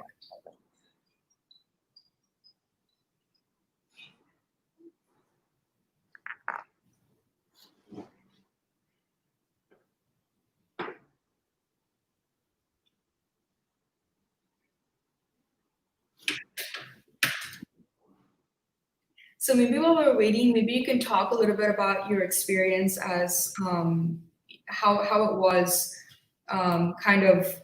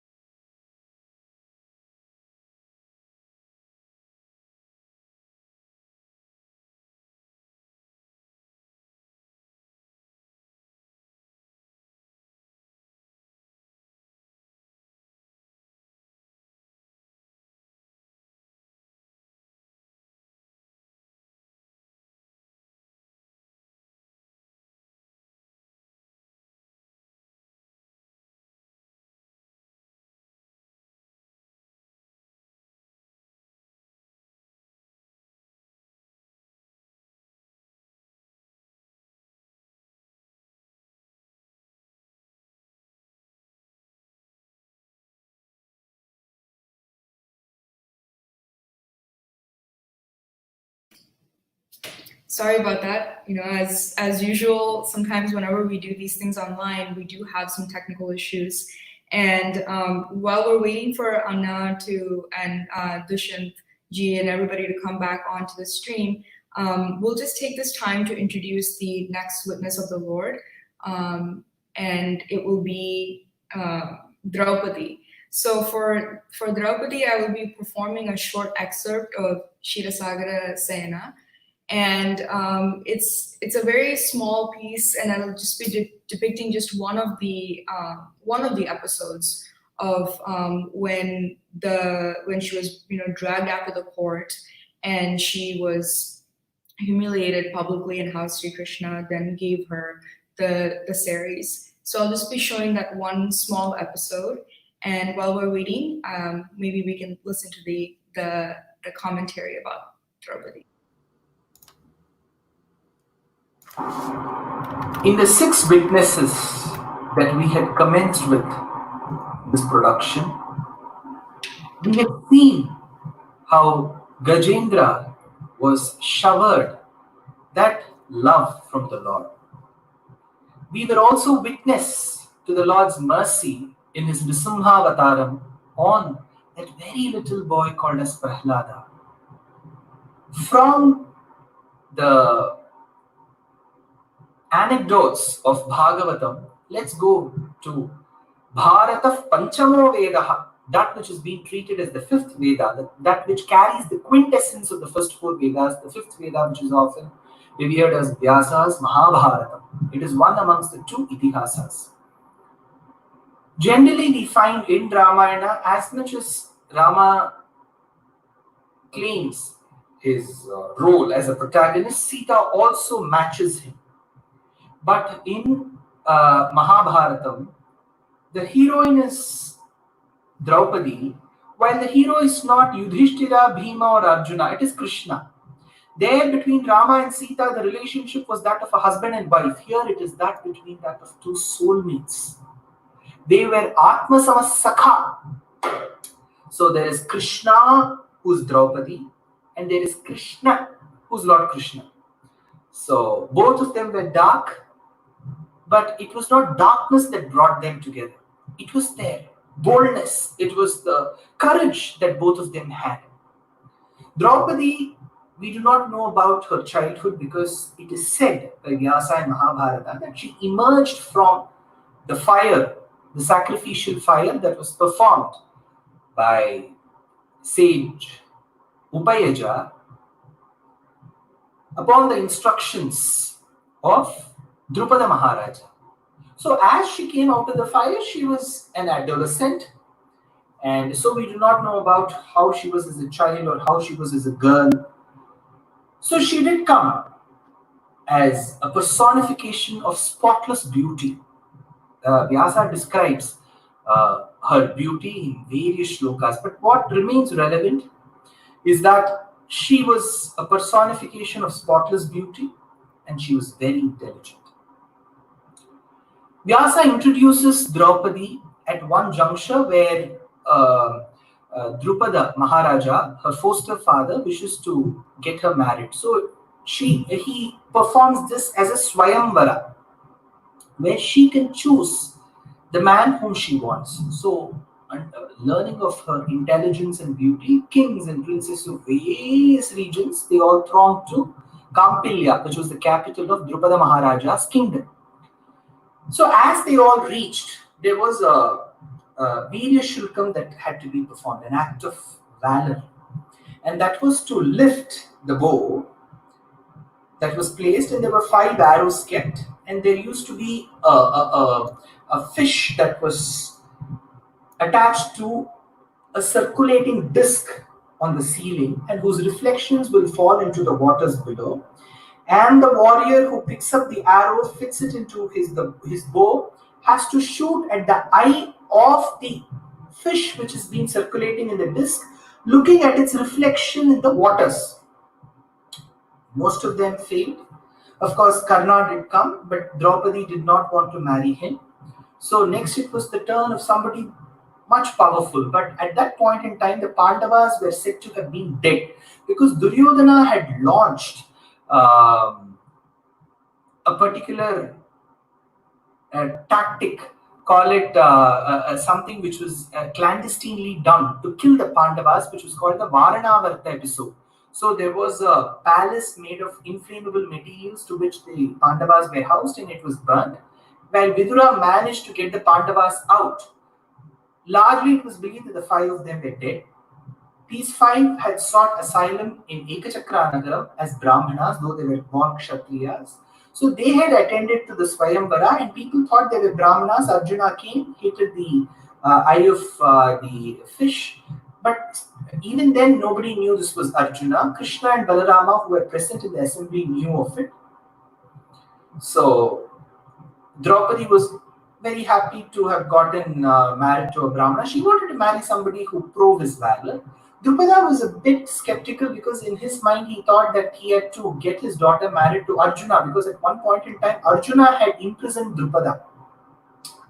But he was quite unsure. She was taken by Brahmana Arjuna to the hermitage, the ashrama where they were living. The mother said, whatever you brought, distribute it. And they were in a fix because it was Draupadi. She admonished her sons for having treated the lady as one material, but then they could not go against the mother's wishes. May seem quite a bit like Dharma Sankatam for us.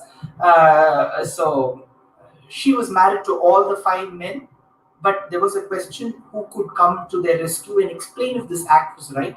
Krishna comes to that rescue, and he says that there have been cases in the past where Pramlochana was married to 10 people, Jatila was married to 7, you married to 5. So there are precedents, we can't do much about it, you need to marry. So she was married to all 5 of them, and they all performed the Grihava Pravesham for their newly constructed Indraprastha.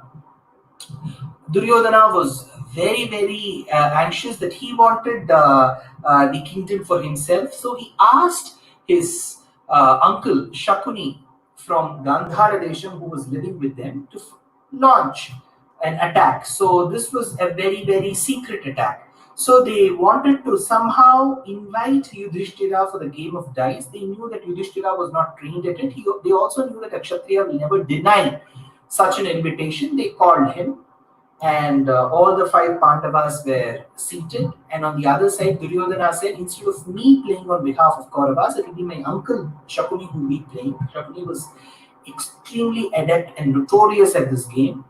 Draupadi was also present, but she was present in the harem. She was in her periods. So the verse goes like this: Rajasvala va bhavayajnaseni ekambara va pyathava vivastra yutejita chasi kritasi dasi dasishu vasascha yathopajosham. So says Vyasa. Rajasvala, ekavastra Rajasvala. She blood was oozing from her, and she was not very comfortable in her periods, and that is when in the game of dice, every material he pledged: a pearl of a string of pearls, jars of gold, chariots, weapons, horses, elephants, and finally his Rajyam, his brothers, he lost himself, and finally he pawns his wife Draupadi. That is when Draupadi is also lost. Pratikraman, the first person, goes to bring Draupadi to the Sabha. She refuses. Then goes Dushyasana. He manhandles her, physically assaults her, pulls her to the Sabha. There is a big debate that ensues where Draupadi asks if this act was right. Bhishma, Drona, Kripacharya, everybody remained unanswered to her questions. Vidura protests, but his voice is not heard. One of the brothers to Duryodhana, called Vikarna, protests, but his voice is not heard. Finally, upon the persuasion of Karna, Shakuni, Duryodhana, Dushyasana starts disrobing her. That is when there is a shloka, Jnatam maya vasishtena puragitam mahatmana mahatyapti samprapte smartavyo bhagavan harihi. Sage Vasishtha had once told Draupadi, in times, in unprecedented times, when you find nobody else can help you, smartavyo bhagavan harihi, think of Hari, think of the Lord, he will come and protect you. That is when she thinks that it is high time that I leave my efforts, and puts her hands upwards. And she says, Dhyaya sada savitramandala madhyavatti narayana sarasijasana samnivishta keyuravan makarakundalavan kiriti hari hiranmaya vapu dhridashanka chakrahashi dwaraka nilayachyuta govinda pundarikaksha rakshamam sharanagatam. So she puts her hands together, and that is when the Lord starts sending her unimaginable, never-ending saris together to cover her, and she is protected. Krishna was not there. The Nami was not there. The one who owns the Namam is not there. It is the Namam which protected, the name of the Lord which protected. People oftenly joke. In Krishna's younger days, we know of a scene called Vastrapaharanam. So Krishna will take away the clothes of Gopika Stris and will not give it to them until they put their palms together, Anjali Hastam. So Krishna has had a past where he is disrobed and has not given clothes, but his name, Krishna Namam, Hari Namam, has given clothes. That is where one of the poets in the beautiful Hindi language tells us, Sabha beech Krishna Krishna Draupadi pukari itne mein Hari aa gaye, itne mein Hari aa gaye. Hari, the Lord, appeared in that scene in the form of clothes and protected. So this is, and she is another witness to the Lord's mercy. So Draupadi, the one who was protected by the Lord, who is an example from the Itihasa Mahabharatam, this beautiful episode of Draupadi, who is a SＡKSHI to the Lord's mercy, will be presented to us by Vidushi Pranamya in the very classical Kuchipudi form.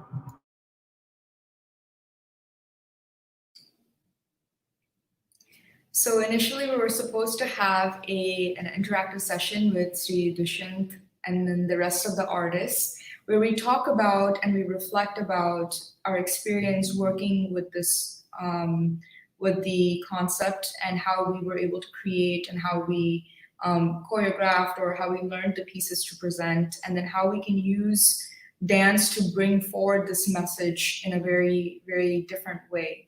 But unfortunately, I think because of the internet issues, that I think it's raining for the Shanti, and he's having some issues, so we might have to delay that towards the end of the performance, and we'll see.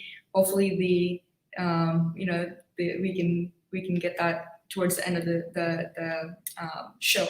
But we're just gonna go ahead and proceed with the rest of the performance. I will be presenting Draupadi, and then after me will be Meera Sreenarayanan, who is also a beautiful Bharatanatyam dancer, and she will be presenting Ahalya.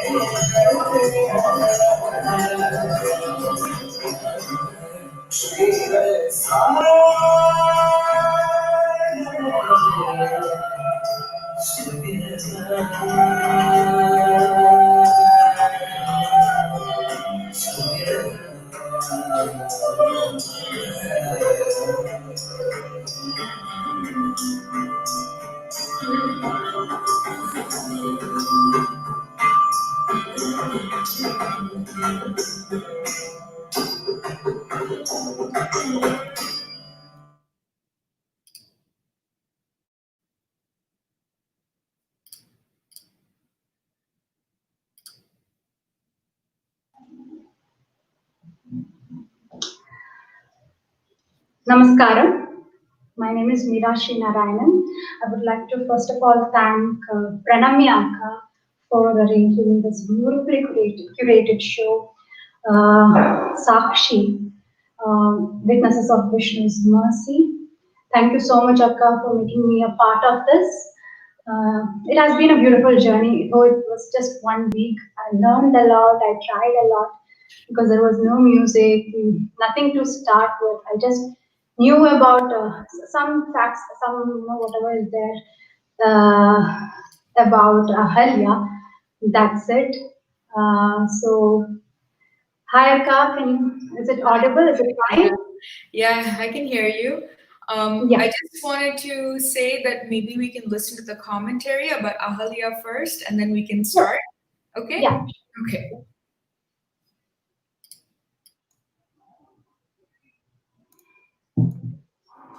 Ahalya and Vibheeshana were recipients of the Lord's mercy. How? For Ahalya, we need to understand that Ahalya is often referred to as the Manasa Putri, the daughter of Brahma. Puranas also refer to her. She was Ahalya, spotless, blemishless, errorless, mistakeless. She was such a beauty. It is believed that Indra from Amaravati wanted to marry her. But it did so happen that Gautama Maharshi went on a pradakshina around a cow which was delivering its calf. So when the cow delivers its calf and you do a pradakshina around it, you will get Shastram step that you get the punyam of visiting all the tirthams and of having gone around the world. So we have Gautama who was so blessed, and Brahma thought it will be fitting for Gautama to marry Ahalya. So Indra cast his eyes on her. So he was waiting for an opportunity. It is said in some Puranas that Gautama left to Pushkara to attend the Purnima festival, the Kartika Masam. That is when Indra, in the disguise of Gautama, went into Gautama's hermitage. So here we have a verse in Ramayana. Tasyantaram viditva cha sahasrakshaha shachipatihi munivesha dharo bhuta ahalyam idam abravit. So going in the disguise of a Muni, he spoke these words to Ahalya. Ahalya initially thought this is her husband, but later when he embraced her with the embrace, she was able to sense that this is not her husband Gautama. She could also sense that there were some pollens of the Parijata flowers on the matted locks of the Rishi, indicating that this could be Indra of Amaravati, Swargaloka. So then she thought, why not me satiate the carnal thirst of this chief? So she embraced him, and they were in lovemaking. And that is when Gautama sensed something was going wrong, and he came there to the spot, and he saw Indra in the disguise of him, which is Gautama Maharshi. So the moment Indra saw, he went away like a cat. So Ahalya was helpless. He cursed his wife. Gautama cursed his wife. Vatabhaksha nirahara tapyanti bhasmashayini adrishya sarvabhutanam ashramesmin vasishyasi. You ashramesmin vasishyasi. You shall live in this ashrama as somebody who will go unnoticed. So some say she could have just been dust. Some say she could have been a stone. But some scholars opine the right way will be to say that she was in tapasya. She was in austerities, spending her time feeling remorse for what act she had done. So then Gautama Maharshi went away to Brahmagiri, which is today called Trayambakeshwar in Maharashtra. Then we have Rama during his times, as he was doing his internship with Vishwamitra, with his brother, he marched one ashrama after the other. As they were reaching the outskirts of Mithila, they reached Gautama Ashrama, Mithilopavana, and as Rama walked, emerged a resplendent woman, says Valmiki. So here again, scholars opine. Some scholars say it is his foot that gave emancipation to her. Some say it is not his foot, but it is the padukas. Some say it is the dust that emanated from the padukas. Namastasmai kasmai chana bhavatu mishkinchana jana swayam raksha diksha samadhika samindhana ishase suradhisha swairakshana kupita shapayudavadu vishatta durjata prashamana padambhoja rajase, says Vedanta Deshika in his work called as Abhayapradana Saram. He brings forth together this in a beautiful Churnika. Jada Kirana Shakaladhara Jatila Natapati Makudadata Natanapatu Vibudasari Adipa Ulama Dubalana Laditapada Ladina Raja Upamritika Dijabrijana Jahadupada Tanuruchira Parama Munivara Yuvati Nuta Munivara Yuvati. So he made Muni's wife a Yuvati now. She looks like an adolescent girl. So Parashara of Vishnu Purana opines that it is not the dust, it is not his padukas, it is not his foot, it is mere Ikshanatvi, just his grace, eye glances. In whichever case she was given emancipation. Now, if you look at Ahalya, of course, people say she's revered as one of the Panchamahakanyas. Well, so what? So, but the point is, she did have a relationship with Indra, despite knowing completely that it was Indra. She could have refrained from it, she could have cursed him, but she said, but she must have thought, what's wrong in having a relationship with Indra? Then how did she enter the list of Panchamahakanyas? Because she did something wrong, but she did undergo a prayashchittam. Through her mind, she felt what she did was wrong. So through tapasya and austerities, she was cleared of it. And above all, it is Rama's dust which is given emancipation. What more does a person need to substantiate that he or she is holy when they are being touched by Rama's dust? So she is a recipient of the Lord's mercy.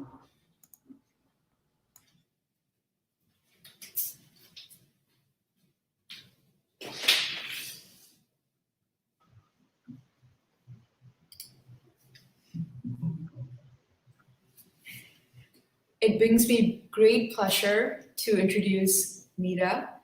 And I'm a big fan of Meera, and I wanted to introduce her properly. So I accidentally clicked on her screen by accident earlier. So I wanted to take the time to introduce her properly. She is a performer that is not afraid to, she's not conscious about her face. She becomes the dance. And that's actually what one of the reviews said in Nartaki back in 2019. The renowned critic, Srimati Leela Venkataraman, writes that Meera Sreenarayanan is a young, dynamic, aspiring artist from Guruvayur. She has been described as a sensitive dancer, praised for her subtle expressions and technical excellence, which all together completes a Nartaki. Meera was under the tutelage of Sri Prakash, R.L.V. Anand, and Acharya Kalakshetra Nirmala Nagaraj. Now, Meera is exploring the art and Abhinaya under the able mentorship of Acharya Indira Kadambi. Many performances and awards are there to her credit. She's a graded artist in Doordarshan, and she's also a recipient of many other scholarships and awards. She was also chosen as the best junior dancer at the Music Academy in Madras in the Dance Festival in 2019. And Harini, a well-received and appreciated thematic Bharatanatyam solo creation conceptualized and choreographed by Meera for Natya Rangam of Narada Gana Sabha in Chennai, also proves her caliber as a choreographer as well. And I also wanted to take a minute to thank all the artists that, you know, when I wanted to do this and I wanted to come together and do this, and all of the artists, Shijith Nambiar, Sooraj Irinjalakuda, Dakshina and Meera, they all were so enthusiastic and they created these pieces for this production. And it really means a lot to me. And we could see in a short amount of time the magic that they have created and the way that they have delivered it. It really touches my heart.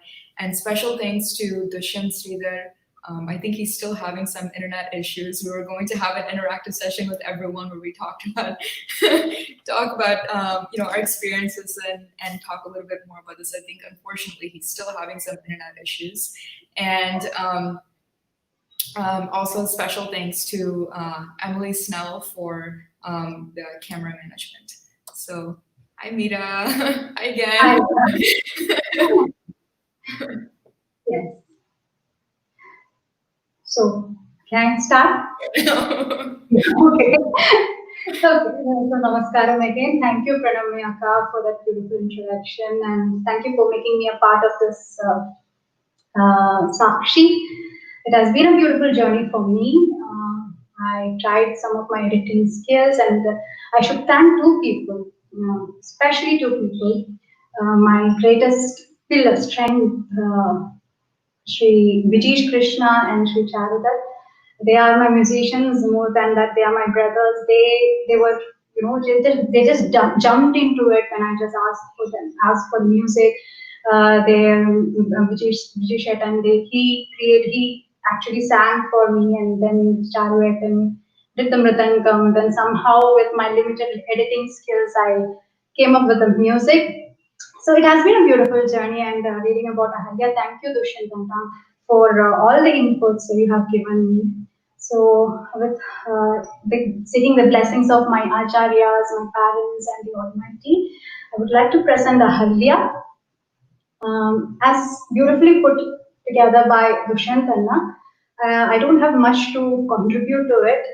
Only thing what I have understood, like according to my limited knowledge, the interpretation what I have given for her tapa here in this production is that some stories say she becomes a stone, but Valmiki Ramayana says that she was invisible and she was feeding on air alone thousands of years doing tapa. So here what I have tried to bring is the concept of pratyahara, where actually in yoga you withdraw your senses, the 10 senses, and just concentrate on your mind. And that's what I think Ahalya would have done. And when you concentrate that much, your tapa becomes makes you kind of a ritualistic fire that powerful. So her penance made her that powerful. And when Rama arrived on the dust of his feet, just recovered her from her curse. So that's what I'm trying to present over here. Thank you so much once again. Hope I can do justice to whatever I've created or is there. Thank you.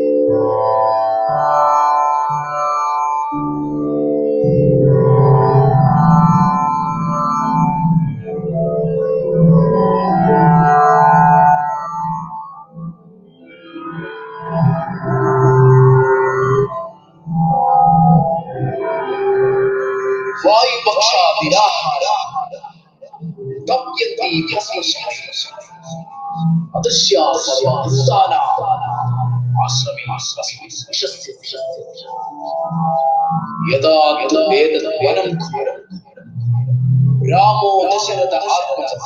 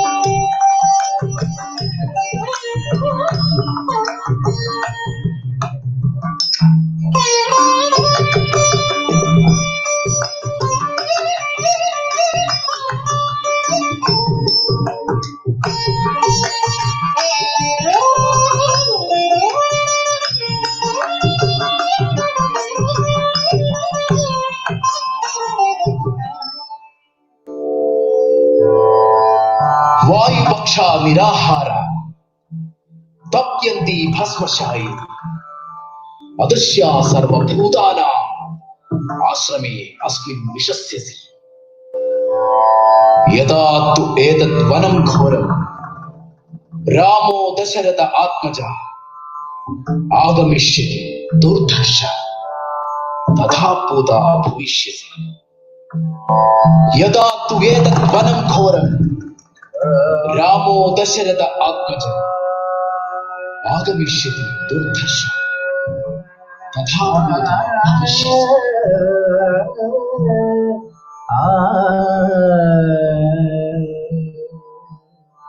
Ram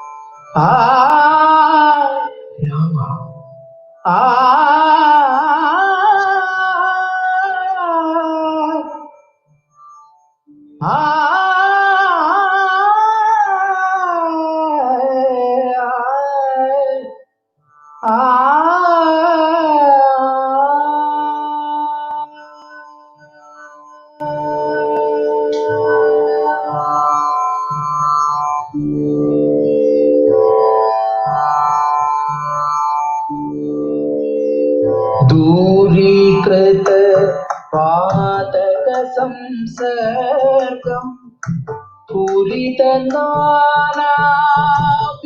फलवर्गं दूरीकृत पातक संसर्गं पूरितनानाविध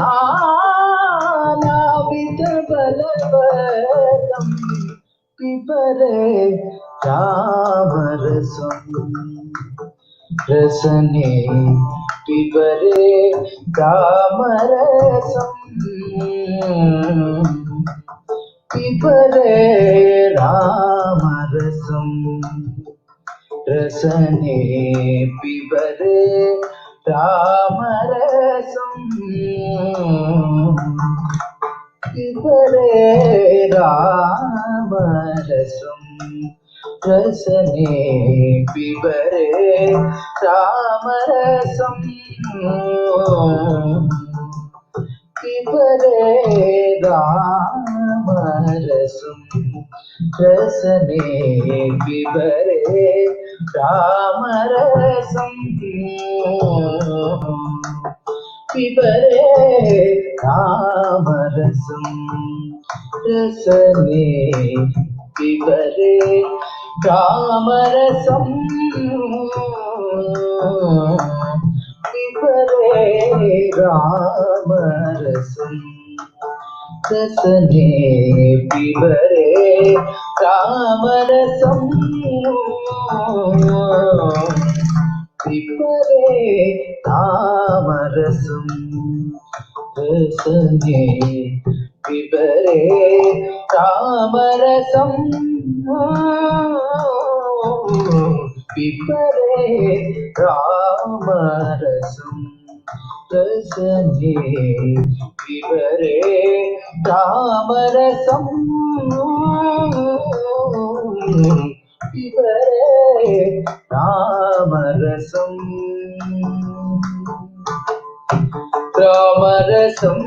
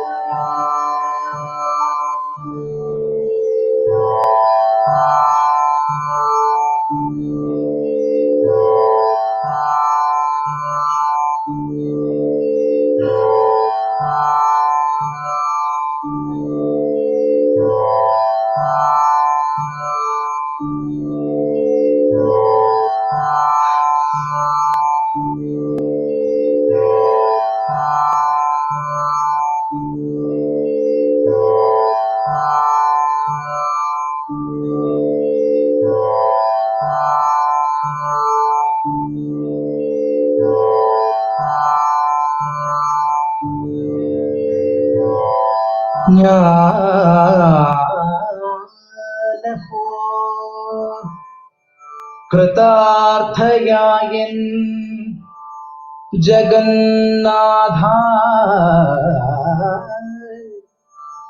നിന്നെ കാണായി വന്നതു മൂലമത്രയുമല്ല ചൊല്ലാ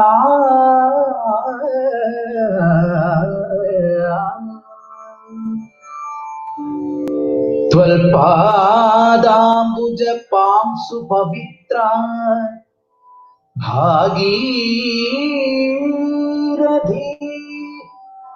സർപ്പഭൂഷണ വിരിഞ്ചാദികളെല്ലാരെയും ശുദ്ധമാക്കിയിടുന്നതും ത്വൽ പ്രഭവത്താനല്ലോ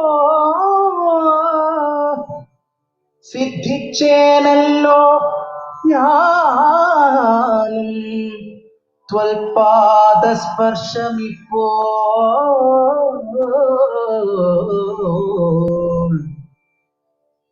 പണ്ടു ഞാൻ ചെയ്ത പുണ്യമെന്തു വർണ്ണിപ്പതു Vaikuntha തൽകുണ്ടാത്മനാം ദുർലഭമൂർത്തേ Vishnu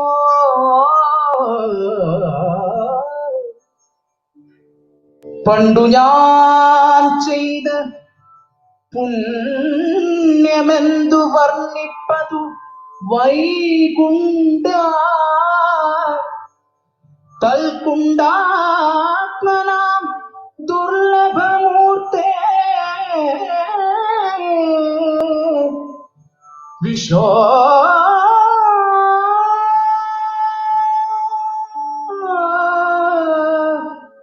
Vishnu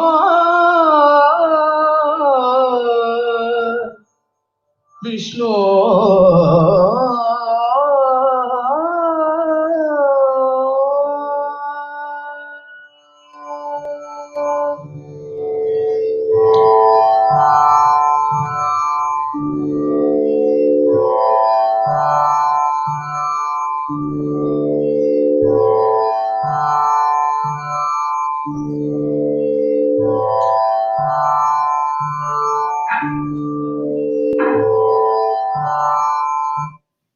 That was beautiful, Meera.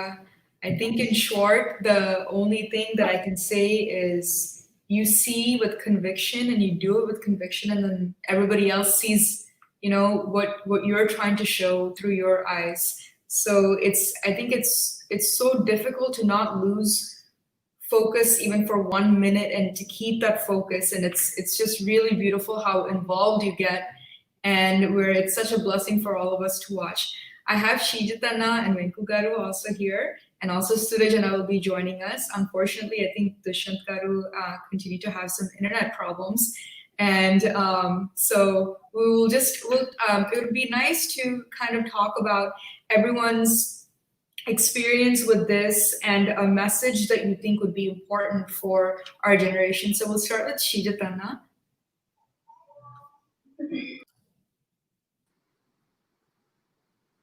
Hi Anna, hi again.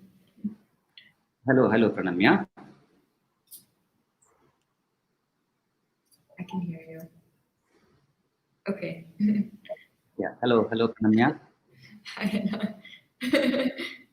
So if you can please talk about your experience and like kind of how you went about choreographing this, and then also because it'll be nice for us in this generation to hear a message from you. I've watched your interview, and because of all the live performance, the streams and everything, I've watched your Samarpana interview. I really like that message that you have said to everyone in this generation.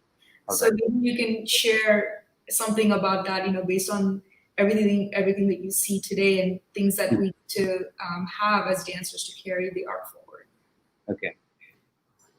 See, doing Gajendra Moksha, it's been a wonderful journey for me in the sense, such a short time presenting something, because when you do something all the topics, all the religious scriptures, you have to go deep into into the essence to get the right essence, right? So I should say it's been a wonderful journey, and quite interesting in the sense the usages of Alaripu and the concept of lotus. I would say it's quite by accident, maybe may not be. So when you talk about Gajendra, you learn a lot of lessons. You can imagine Gajendra as a human. I am Gajendra and you are Gajendra. Everybody is Gajendra, right? So he talks about the life of human being who is stuck in the worldly pleasure. So what, to get the right essence, when you go deep into the subject, it is how the story is contributing into your life. That is very important when you handle this kind of subject. That's what that was a great lesson for me, and especially just a lot to do with living beings in the sense. That was my concept also, taking Alaripu and the lotus. A lotus has a major role to play in this story. So that was a concept, that's the reason I did Alaripu. Doesn't lotus being lotus can be represents as the consciousness and the purity. Alaripu says that. And Alaripu meaning is blooming of a flower, the lotus, right? So it has got wonderful expressions, and a lotus has wonderful expressions in the Vedas, in all religious texts. So what I understood, lotus, in spite of being in the water, it never gets wet. It is never it is not bothered about the outside world, the surroundings, right? So I think it is the ultimate truth of a living being, how he can perform the dharma, the karma, without being bothered about the external factors. So that's what Gajendra, that's what you, that's what everyone, right? It is a story of it is my own story and it is your own story. So that's what I realized by doing this. And then hi everyone else. Sooraj is back, Vinkugar is back, Dakshina is back, and Meera. So, and what about your message or something for our generation, something that you can say for us?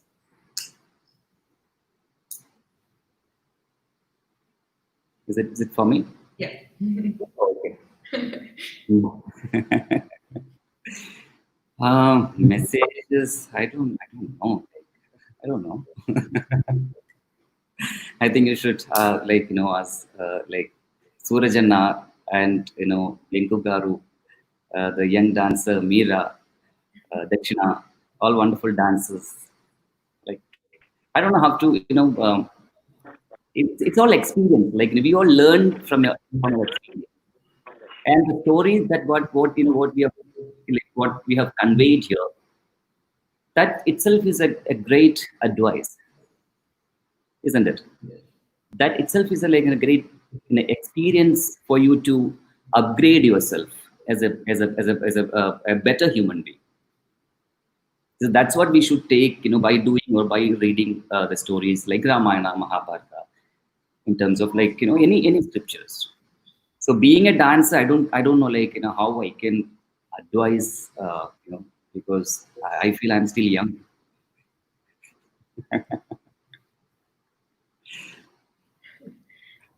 What about you, Surajanna?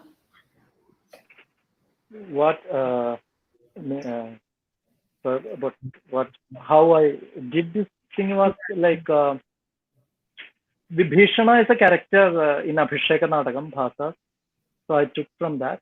But usually what happens is the Ravana has the prominent part and Vibheeshana being a small character in the play. And usually for Kudiyatam stage, still Ravana is the hero, so Vibheeshana used to be a traitor. So it's like, so I developed the Vibheeshana in another perspective as a, like, that's the thing. And that also in the Kudiyatam actor should do, any actor, no, I don't say Kudiyatam. Any actor, when you do a person, you should justify that. A character, you should justify that. So if you are doing a Vibheeshana, you should justify Vibheeshana. If you are doing Ravana, you justify Ravana. That's the thing. So that's how I did.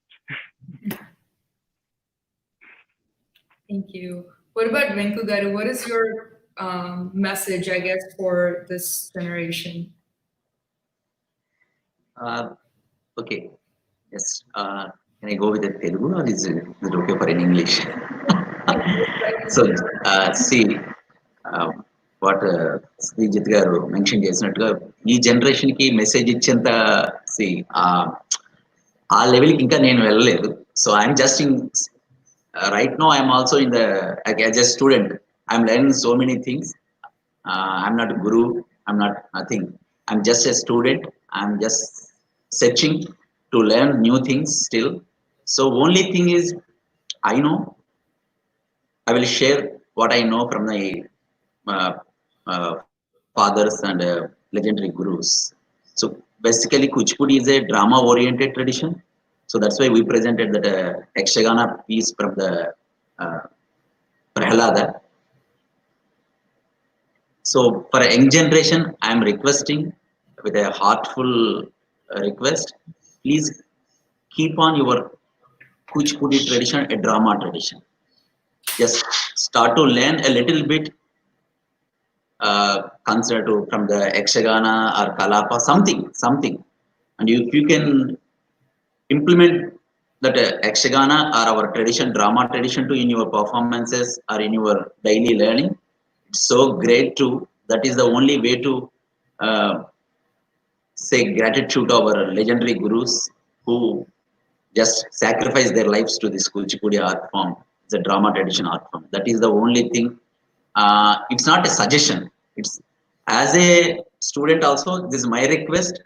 And I'm very blessed today. I watched so many good dancers and gurus, legendary gurus, and especially Dhanush. The work you are doing all this way, hard work to co-op all these artists. So I'm very thankful to you, first of all. And also I'm very, very thankful to all these artists today done. So that is my request to young generation people. That is the only small request. So, and also just a small thing I want to share with the people. This Yakshagana, Prahalada Yakshagana, and before also I mentioned this question to you.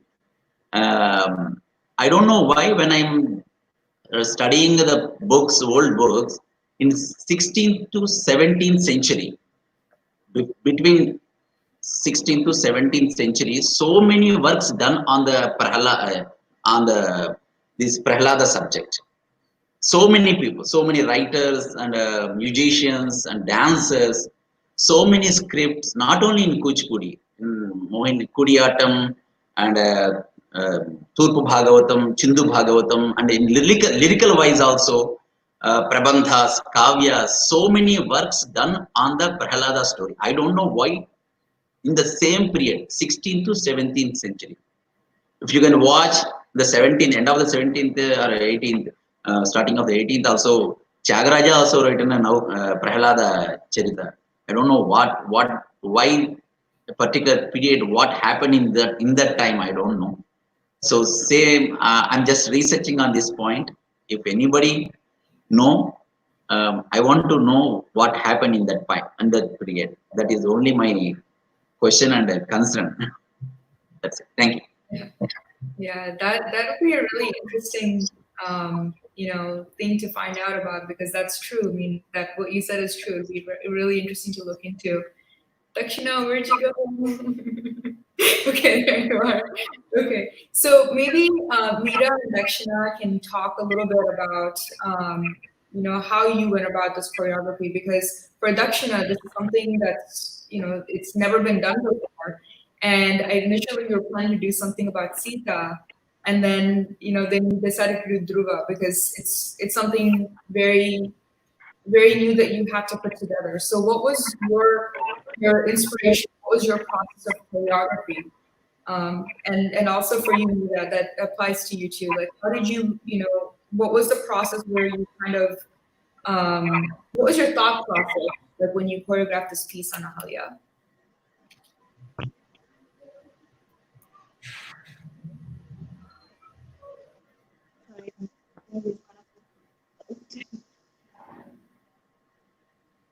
Okay, maybe Dakshina can, yeah.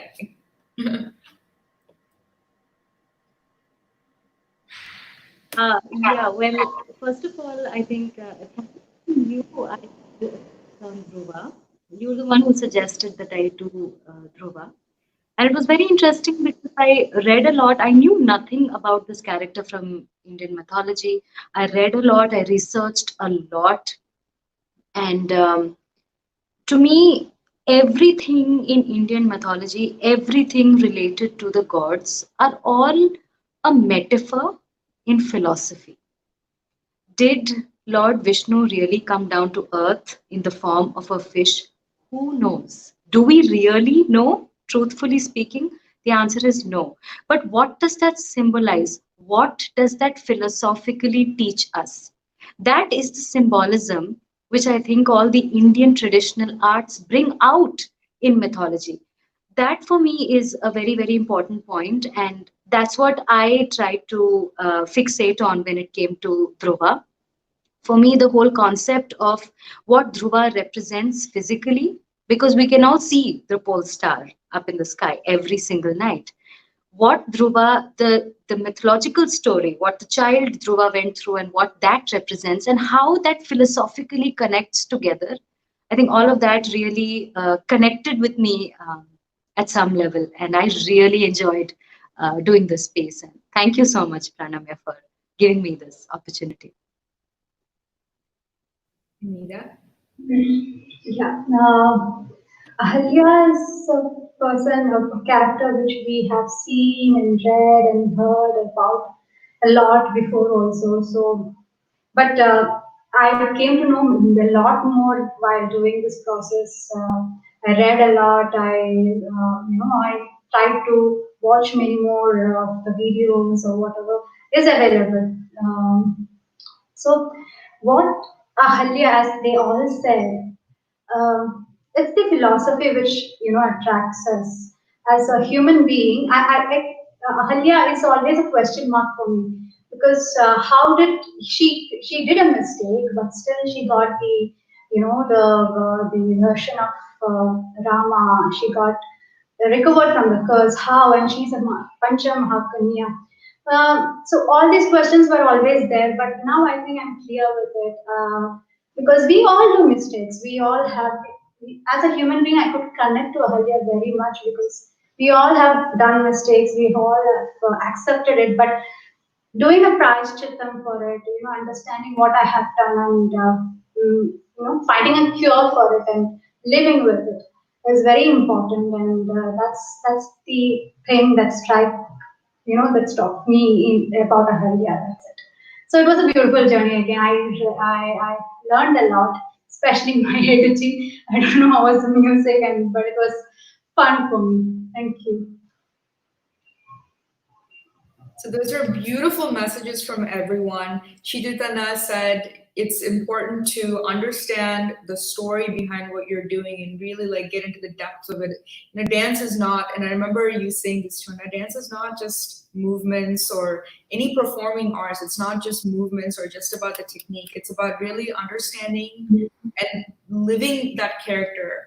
And I think everyone that has performed today, Shijith, Sooraj, Venku Garu, Dakshina, and Meera, all of you have really conveyed that to us. So that's a very, very important and a very difficult thing to also achieve. And I think it takes years and years and a lot of practice and a lot of research, more than just practicing what you're going to be performing.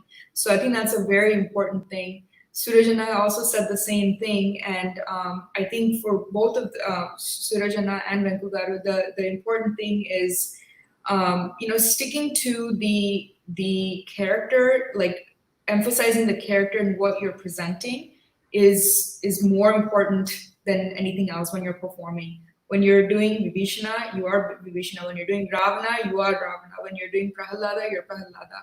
Or even if it's a folk part, you bring that to the, you can't just do one or two characters well. You have to be able to do anything and everything well. And like that also takes years and years and a lot of commitment, a lot of waking up and just taking everything in, thinking about the art, just reading about it, listening, and everything to do with the art. It takes a lot of self-discipline to achieve that. And Dakshina and Meera put it to, very, very beautifully the way that you said it. Like, you have to be able to connect with it. And I think that's something that we try to do, like in our generation, we try to like find a connection where, wait, where is this kind of relating to me? And we use that in order to bring it forward. So I think they're beautiful messages. Does anybody have anything else to add?